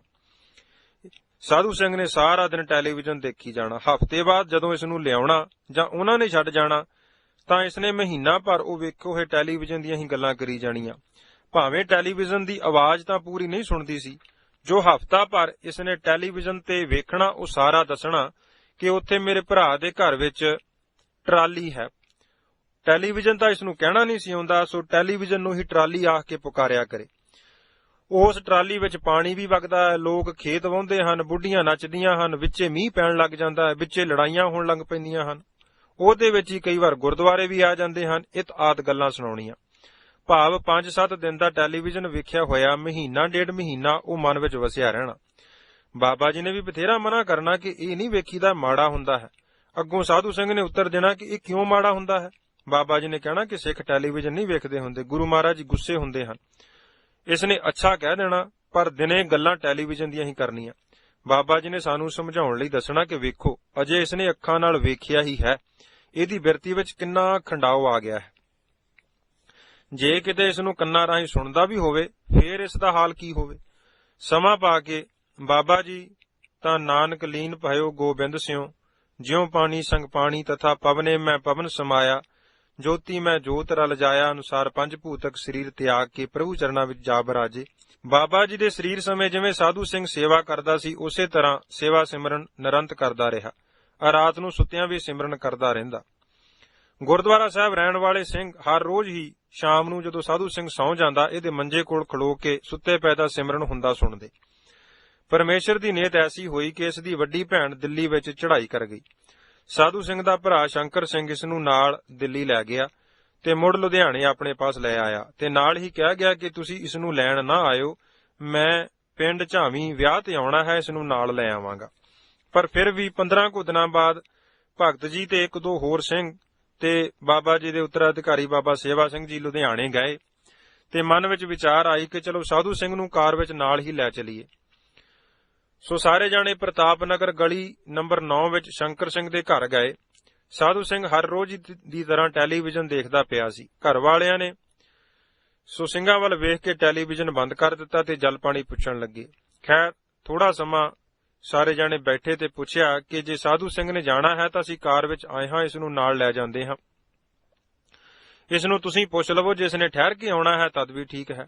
ਇੱਕ ਬੀਬੀ ਜੋ ਸ਼ੰਕਰ ਸਿੰਘ ਦੀ ਨੂੰਹ ਸੀ ਉਸਨੇ ਸਾਡੀ ਸਾਰੀ ਗੱਲ ਇਸ ਦੇ ਕੰਨ ਵਿੱਚ ਪਹੁੰਚਾਈ ਤੇ ਕਿਹਾ ਕਿ ਗੁਰਦੁਆਰੇ ਤੋਂ ਬਾਬਾ ਜੀ ਤੇ ਹੋਰ ਸੰਗਤ ਤੈਨੂੰ ਲੈਣ ਆਈ ਹੈ। ਸਾਧੂ ਸਿੰਘ ਨੇ ਕਿਹਾ ਕਿ ਮੈਂ ਨਹੀਂ ਜਾਣਾ ਉੱਥੇ, ਕਿਉਂਕਿ ਗੁਰਦੁਆਰੇ ਟਰਾਲੀ ਨਹੀਂ ਹੈ, ਤੇ ਆਪ ਉੱਠ ਕੇ ਬੰਦ ਕੀਤਾ ਟੈਲੀਵਿਜ਼ਨ ਮੁੜ ਲਾ ਲਿਆ। ਸਾਰੇ ਜਾਣੇ ਥੋੜਾ ਚਿਰ ਅਟਕੇ ਤੇ ਵਾਪਸ ਮੁੜਨ ਦੀ ਤਿਆਰੀ ਕੀਤੀ ਤੇ ਨਾਲ ਹੀ ਬਾਬਾ ਸੇਵਾ ਸਿੰਘ ਹੋਰਾਂ ਨੇ ਉਸ ਬੀਬੀ ਤੇ ਹੋਰ ਘਰ ਵਾਲਿਆਂ ਨੂੰ ਪੁੱਛਿਆ ਕਿ ਇਹ ਸਾਰਾ ਦਿਨ ਇਸੇ ਤਰ੍ਹਾਂ ਟੈਲੀਵਿਜ਼ਨ ਹੀ ਦੇਖਦਾ ਰਹਿੰਦਾ ਹੈ। ਉਹ ਕਹਿਣ ਲੱਗੀ ਕਿ ਜਿੰਨਾ ਚਿਰ ਰਾਤ ਦਾ ਸਾਰਾ ਪ੍ਰੋਗਰਾਮ ਖਤਮ ਨਾ ਹੋ ਜਾਵੇ ਇਹ ਇੱਥੋਂ ਉੱਠਦੇ ਨਹੀਂ, ਜੇ ਅਸੀਂ ਬੰਦ ਕਰ ਦਈਏ ਤਾਂ ਆਪ ਲਾ ਲੈਂਦੇ ਹਨ।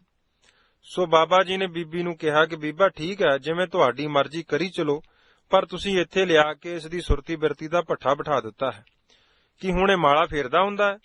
ਉਸਨੇ ਕਿਹਾ ਕਿ ਕਿਸੇ ਵੇਲੇ ਮਾਲਾ ਕੱਢ ਕੇ ਹੱਥ ਵਿੱਚ ਫੜ ਲੈਂਦੇ ਹਨ, ਪਰ ਵੇਖਦੇ ਟੈਲੀਵਿਜ਼ਨ ਹੀ ਹਨ। ਸੋ ਸਾਰੇ ਸਿੰਘਾਂ ਨੇ ਵਿਦਾ ਲਈ ਤੇ ਗੁਰਦੁਆਰਾ ਸਾਹਿਬ ਪੁੱਜ ਗਏ। 10 ਕੁ ਦਿਨ ਬਾਅਦ ਇਸ ਦਾ ਭਰਾ ਸ਼ੰਕਰ ਸਿੰਘ ਝਾਵੀਂ ਵਿਆਹ ਤੇ ਆਇਆ ਹੋਇਆ ਸਾਧੂ ਸਿੰਘ ਨੂੰ ਗੁਰਦੁਆਰੇ ਛੱਡ ਗਿਆ। ਹੁਣ ਨਾਮ ਦੇ ਆਹਾਰ ਦੀ ਥਾਂ ਅੰਦਰ ਆਹਾਰ ਤਾਂ ਟੈਲੀਵਿਜ਼ਨ ਦਾ ਬਣ ਚੁੱਕਾ ਸੀ। ਆਉਂਦੇ ਹੀ ਕਹਿਣ ਲੱਗਾ ਕਿ ਇੱਥੇ ਟਰਾਲੀ ਲਿਆਵੋ, ਭਾਵ ਟੈਲੀਵਿਜ਼ਨ ਲੈ ਕੇ ਆਵੋ। ਲੰਗਰ ਦੇ ਵਰਾਂਡੇ ਵਿੱਚ ਰੱਖੋ, ਟਰਾਲੀ ਬਹੁਤ ਚੰਗੀ ਹੁੰਦੀ ਹੈ, ਇਸ ਵਿੱਚ ਸਭ ਕੁਝ ਆਉਂਦਾ ਹੈ। ਤੇ ਸਾਰਾ ਦਿਨ ਆਏ ਗਏ ਨਾਲ ਟਰਾਲੀ ਵਿੱਚ ਜੋ ਕੁਝ ਵੇਖਿਆ ਸੀ ਉਸ ਦੀਆਂ ਗੱਲਾਂ ਹੀ ਕਰਦਾ ਰਹਿੰਦਾ। ਸ਼ਾਮ ਪਈ ਤਾਂ ਇਸ ਪਾਸੋਂ ਰਿਹਾ ਨਾ ਗਿਆ। ਗੁਰਦੁਆਰੇ ਤੋਂ ਅੱਧਾ ਕੁ ਕਿਲੋਮੀਟਰ ਮਾਸਟਰ ਮਹਿੰਦਰ ਸਿੰਘ ਹੋਰਾਂ ਦਾ ਡੇਰਾ ਹੈ। ਚੁੱਪ-ਚੁਪੀਤੇ ਸਾਧੂ ਸਿੰਘ ਉਹਨਾਂ ਦੇ ਘਰੇ ਚਲਾ ਗਿਆ ਤੇ ਸ਼ਾਮ ਤੋਂ ਲੈ ਕੇ ਰਾਤ ਤੱਕ ਦੇ ਸਾਰੇ ਪ੍ਰੋਗਰਾਮਾਂ ਦੇ ਖਤਮ ਹੋਣ ਤੱਕ ਟੈਲੀਵਿਜ਼ਨ ਵੇਖਦਾ ਰਿਹਾ। ਅਗਲੇ ਦਿਨ ਵੀ ਉੱਥੇ ਰਿਹਾ। ਇੱਧਰ ਅਸੀਂ ਟੋਲ ਭਾਲ ਕਰਨੀ ਸ਼ੁਰੂ ਕੀਤੀ। ਭਾਲ ਕਰਦੇ ਹੀ ਸਾਂ ਕਿ ਉਹਨਾਂ ਦੀ ਬੱਚੀ ਆਈ ਤੇ ਦੱਸਣ ਲੱਗੀ ਕਿ ਬਾਬਾ ਸਾਧੂ ਸਿੰਘ ਸਾਡੇ ਘਰ ਵਿੱਚ ਬੈਠਾ ਟੈਲੀਵਿਜ਼ਨ ਵੇਖਦਾ ਹੈ। ਮੈਨੂੰ ਮੇਰੇ ਮਾਤਾ ਜੀ ਨੇ ਤੁਹਾਨੂੰ ਦੱਸਣ ਲਈ ਭੇਜਿਆ ਹੈ ਕਿ ਤੁਸੀਂ ਫਿਕਰ ਨਾ ਕਰਿਓ, ਉਹ ਸਾਡੇ ਪਾਸ ਹੀ ਹੈ। ਤਾਂ ਬਾਬਾ ਸੇਵਾ ਸਿੰਘ ਜੀ ਹੋਰੀ ਕਹਿਣ ਲੱਗੇ ਕਿ ਬੀਬਾ ਫਿਕਰ ਕੀ ਕਰਨਾ ਹੈ, ਹੁਣ ਫਿਕਰ ਕਰਨ ਤੋਂ ਤਾਂ ਗੱਲ ਅਗਾਂਹ ਦੀ ਲੰਘ ਗਈ ਹੈ। ਸੋ ਸਾਧੂ ਸਿੰਘ ਅਗਲੇ ਦਿਨ ਦੁਪਹਿਰ ਤੋਂ ਬਾਅਦ ਆਇਆ। ਲਵਡਾ ਵੇਲੇ ਆਰਾਮ ਕੀਤਾ। ਅਗਲੇ ਦਿਨ ਫਿਰ ਨੇੜੇ ਦੇ ਪਿੰਡ ਤਲਵੰਡੀ ਜਾ ਟੈਲੀਵਿਜ਼ਨ ਵੇਖਣਾ ਸ਼ੁਰੂ ਕੀਤਾ। ਗੱਲ ਕੀ ਕਦੀ ਕਿਤੇ ਜਦੋਂ ਟੈਲੀਵਿਜ਼ਨ ਵੇਖ ਕੇ ਪਰਤਣਾ ਜਾਂ ਜਿਸ ਨੇ ਪੁੱਛਣਾ ਉਸ ਨੂੰ ਟੈਲੀਵਿਜ਼ਨ ਦੀਆਂ ਜੋ ਗੱਲਾਂ ਵੇਖੀਆਂ ਸਨ ਉਹ ਦੱਸਣੀਆਂ ਤੇ ਕਹਿਣਾ ਕਿ ਬਾਬਾ ਜੀ ਨੂੰ ਆਖ ਕੇ ਗੁਰਦੁਆਰੇ ਟਰਾਲੀ ਲਿਆਵੋ। ਇੱਕ ਦਿਨ ਬਾਬਾ ਸੇਵਾ ਸਿੰਘ ਜੀ ਹੋਰਾਂ ਨੇ ਸਾਧੂ ਸਿੰਘ ਨੂੰ ਕਿਹਾ ਕਿ ਲੋਕਾਂ ਦੇ ਘਰੀ ਨਾ ਜਾਇਆ ਕਰ। ਅੱਗੋਂ ਉਸਨੇ ਉੱਤਰ ਦਿੱਤਾ ਕਿ ਤੁਸੀਂ ਗੁਰਦੁਆਰੇ ਟਰਾਲੀ ਲੈ ਆਵੋ, ਮੈਂ ਇੱਥੇ ਵੇਖ ਲਊਂਗਾ। ਤਾਂ ਉਹਨਾਂ ਅੱਗੋਂ ਇਸ ਨੂੰ ਆਖਿਆ ਕਿ ਗੁਰਦੁਆਰੇ ਟਰਾਲੀ ਨਹੀਂ ਲਿਆਈ ਦੀ। ਉਸਨੇ ਅੱਗੋਂ ਉੱਤਰ ਦਿੱਤਾ ਕਿ ਇੱਥੇ ਗੁਰਦੁਆਰੇ 'ਚ ਨਾ ਰੱਖੋ, ਉਹ ਗੁਰਦੁਆਰੇ ਤੋਂ ਪਰੇ ਜੋ ਸੌਣ ਵਾਲੇ ਕਮਰੇ ਹਨ ਉਸ ਵੱਡੇ ਕਮਰੇ ਵਿੱਚ ਟਰਾਲੀ ਰੱਖ ਲਓ, ਉੱਥੇ ਸਾਰੇ ਜਾਣੇ ਅਸੀਂ ਵੇਖਾਂਗੇ, ਜਾਂ ਫਿਰ ਲੰਗਰ ਵਿੱਚ ਰੱਖ ਲਓ। ਜਦ ਉਸਨੂੰ ਪੁੱਛਿਆ ਕਿ ਤੈਨੂੰ ਹੁਣ ਵਾਹਿਗੁਰੂ ਵਾਹਿਗੁਰੂ ਸੁਣਦਾ ਹੈ ਤਾਂ ਉਸ ਦਾ ਉੱਤਰ ਨਾ ਵਿੱਚ ਸੀ। ਬਾਬਾ ਜੀ ਨੇ ਫਿਰ ਪੁੱਛਿਆ ਕਿ ਹੁਣ ਕਦੀ ਵਾਜੇ ਵੀ ਵੱਜਦੇ ਹਨ? ਕਹਿਣ ਲੱਗਾ ਪਹਿਲਾਂ ਸੁਣਦੇ ਸੀ, ਹੁਣ ਨਹੀਂ ਸੁਣਦੇ।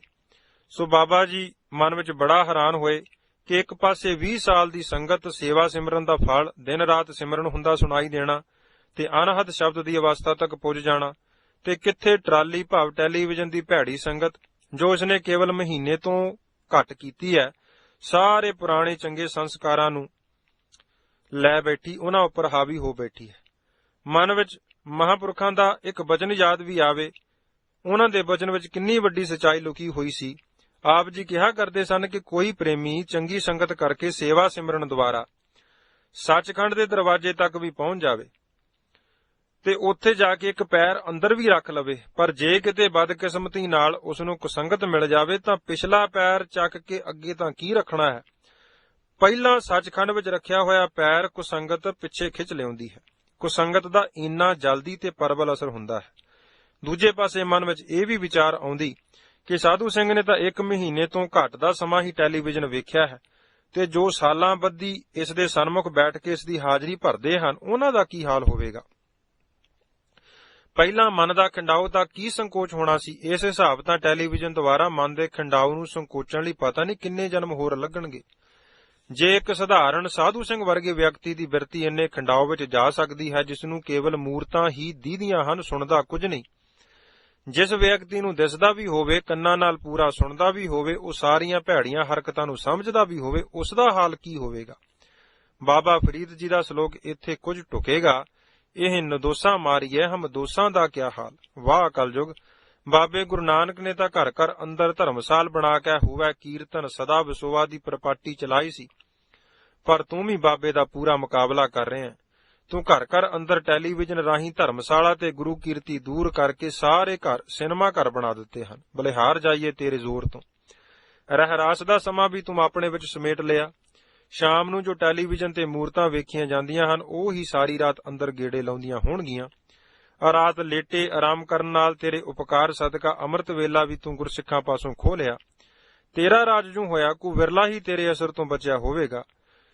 ਸ੍ਰੀ ਗੁਰੂ ਪੰਥ ਪ੍ਰਕਾਸ਼ ਵਿੱਚ ਲਿਖੇ ਭੰਗੂ ਰਤਨ ਸਿੰਘ ਹੋਰਾਂ ਦੇ ਬਚਨ ਸੱਤ ਹੀ ਹਨ ਕਿ ਕੱਲ ਚਾਹੇ ਪਾਪੀ ਡੁੱਬ ਜਾਏ, ਬਾਬਾ ਚਾਹੇ ਉਨ ਪਾਰ ਲੰਘਾਏ। ਬਾਬਾ ਆਪਣੀ ਛੱਡੇ ਨਾ ਬਾਣ, ਤਾਰਿਓ ਚਾਹੇ ਸਗਲ ਜਹਾਨ। ਵਾਹ ਕਲਯੁਗ। ਨਿਤਨੇਮ ਤਾਂ ਤੂੰ ਖੋਹ ਹੀ ਲਿਆ, ਗੁਰਸਿੱਖਾਂ ਪਾਸੋਂ ਤੂੰ ਸਤਸੰਗਤ ਵੀ ਖੋਹ ਲਈ। ਗੁਰੂ ਕੀ ਹਾਜ਼ਰੀ ਭਰਨ ਦੀ ਥਾਂ ਹੁਣ ਆਪਣੀ ਹਾਜ਼ਰੀ ਤੂੰ ਭਰਾਉਂਦਾ ਹੈ। ਪਰ ਯਾਦ ਰੱਖੀ ਬਾਬੇ ਨਾਨਕ ਜੀ ਦਾ ਦਮ ਬਹੁਤ ਲੰਬਾ ਹੈ। ਤੂੰ ਉਹਨਾਂ ਦੇ ਤੇਜ ਪ੍ਰਤਾਪ ਮੋਹਰੇ ਸਦਾ ਲਈ ਟਿਕ ਨਹੀਂ ਸਕੇਗਾ। ਗੁਰੂ ਕੇ ਸਿੱਖ, ਹੁਣ ਤੇਰੇ ਪਾਸੋਂ ਕਲਯੁਗ ਦੇ ਪ੍ਰਭਾਵ ਤੋਂ ਬਚਣ ਲਈ ਕੇਵਲ ਆਖਰੀ ਹਥਿਆਰ ਅਰਦਾਸ ਹੀ ਹੈ। ਬਾਬਾ ਨਾਨਕ ਜੀ ਨੇ ਰਾਏ ਬਲਾਰ ਨੂੰ ਕਿਹਾ ਸੀ ਕਿ ਹੇ ਰਾਏ, ਜਦੋਂ ਤੇਰਾ ਆਪਣਾ ਬਲ ਕੁਝ ਨਾ ਸਾਰੇ ਤਾਂ ਢਹਿ ਕੇ ਪਰਮੇਸ਼ਰ ਪਰਾਇਣ ਹੋ ਕੇ ਅਰਦਾਸ ਕਰਿਆ ਕਰ, ਪਰਮੇਸ਼ਰ ਬਹੁੜੀ ਕਰੇਗਾ। ਸੋ ਜੇ ਆਪਣੇ ਬਲ ਨਾਲ ਅਸੀਂ ਇਸ ਕਲਯੁਗੀ ਪ੍ਰਭਾਵ ਤੋਂ ਨਹੀਂ ਬਚ ਸਕਦੇ ਤਾਂ ਗੁਰੂ ਜੀ ਅੱਗੇ ਅਰਜ਼ੋਈ ਕਰੀਏ। ਉਹ ਸਦ ਸੁਣਦਾ, ਸਦ ਵੇਖਦਾ ਹੈ, ਤੇਰੀ ਬਹੁੜੀ ਕਰੇਗਾ। ਅਜੇ ਸਾਧੂ ਸਿੰਘ ਠੀਕ ਠਾਕ ਤੁਰਦਾ ਫਿਰਦਾ ਹੈ। ਜੇ ਕਿਸੇ ਨੇ ਟੈਲੀਵਿਜ਼ਨ ਦਾ ਹੋਇਆ ਪ੍ਰਭਾਵ ਪ੍ਰਤੱਖ ਵੇਖਣਾ ਹੋਵੇ ਤਾਂ ਇੱਥੇ ਗੁਰਦੁਆਰੇ ਆ ਕੇ ਉਸ ਨੂੰ ਪਹਿਲੀ ਅਵਸਥਾ ਤੇ ਹੁਣ ਦੀ ਅਵਸਥਾ ਤੋਂ ਦਾ ਫਰਕ ਪੁੱਛ ਲਵੇ। ਉਹ ਬਿਨਾਂ ਝਿਜਕ ਸਾਰਾ ਆਪਣਾ ਹਾਲ ਦੱਸ ਦਿੰਦੇ ਹਨ। ਹੁਣ ਵੀ ਜਿਸ ਘਰ ਉਹ ਜਾਂਦਾ ਹੈ ਪਹਿਲਾਂ ਪੁੱਛੇਗਾ ਕਿ ਟਰਾਲੀ ਹੈ ਕਿ ਨਹੀਂ। ਜੇ ਘਰ ਵਾਲਾ ਸਮਝ ਲਵੇ ਤਾਂ ਹਾਂ ਕਰ ਦੇਵੇ ਤਾਂ ਬਹੁਤ ਖੁਸ਼ ਹੁੰਦਾ ਹੈ। ਕਾਫੀ ਯਤਨ ਕਰਨ ਤੇ ਰੋਕਣ ਸਦਕਾ ਹੁਣ ਬਿਰਤੀ ਵਿੱਚ ਥੋੜਾ ਮੋੜ ਪਿਆ ਹੈ।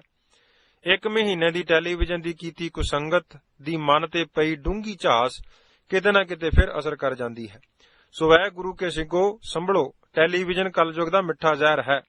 ਜ਼ਹਿਰ ਹੀ ਹੈ, ਭਾਵੇਂ ਉਹ ਮਿੱਠਾ ਹੀ ਕਿਉਂ ਨਾ ਲੱਗੇ। ਲੋਕਾਂ ਵਾਂਗ ਤੂੰ ਵੀ ਆਪਣੀ ਬਿਰਤੀ ਨੂੰ ਖੰਡਾਓ ਵਿੱਚ ਨਾ ਲਿਜਾ।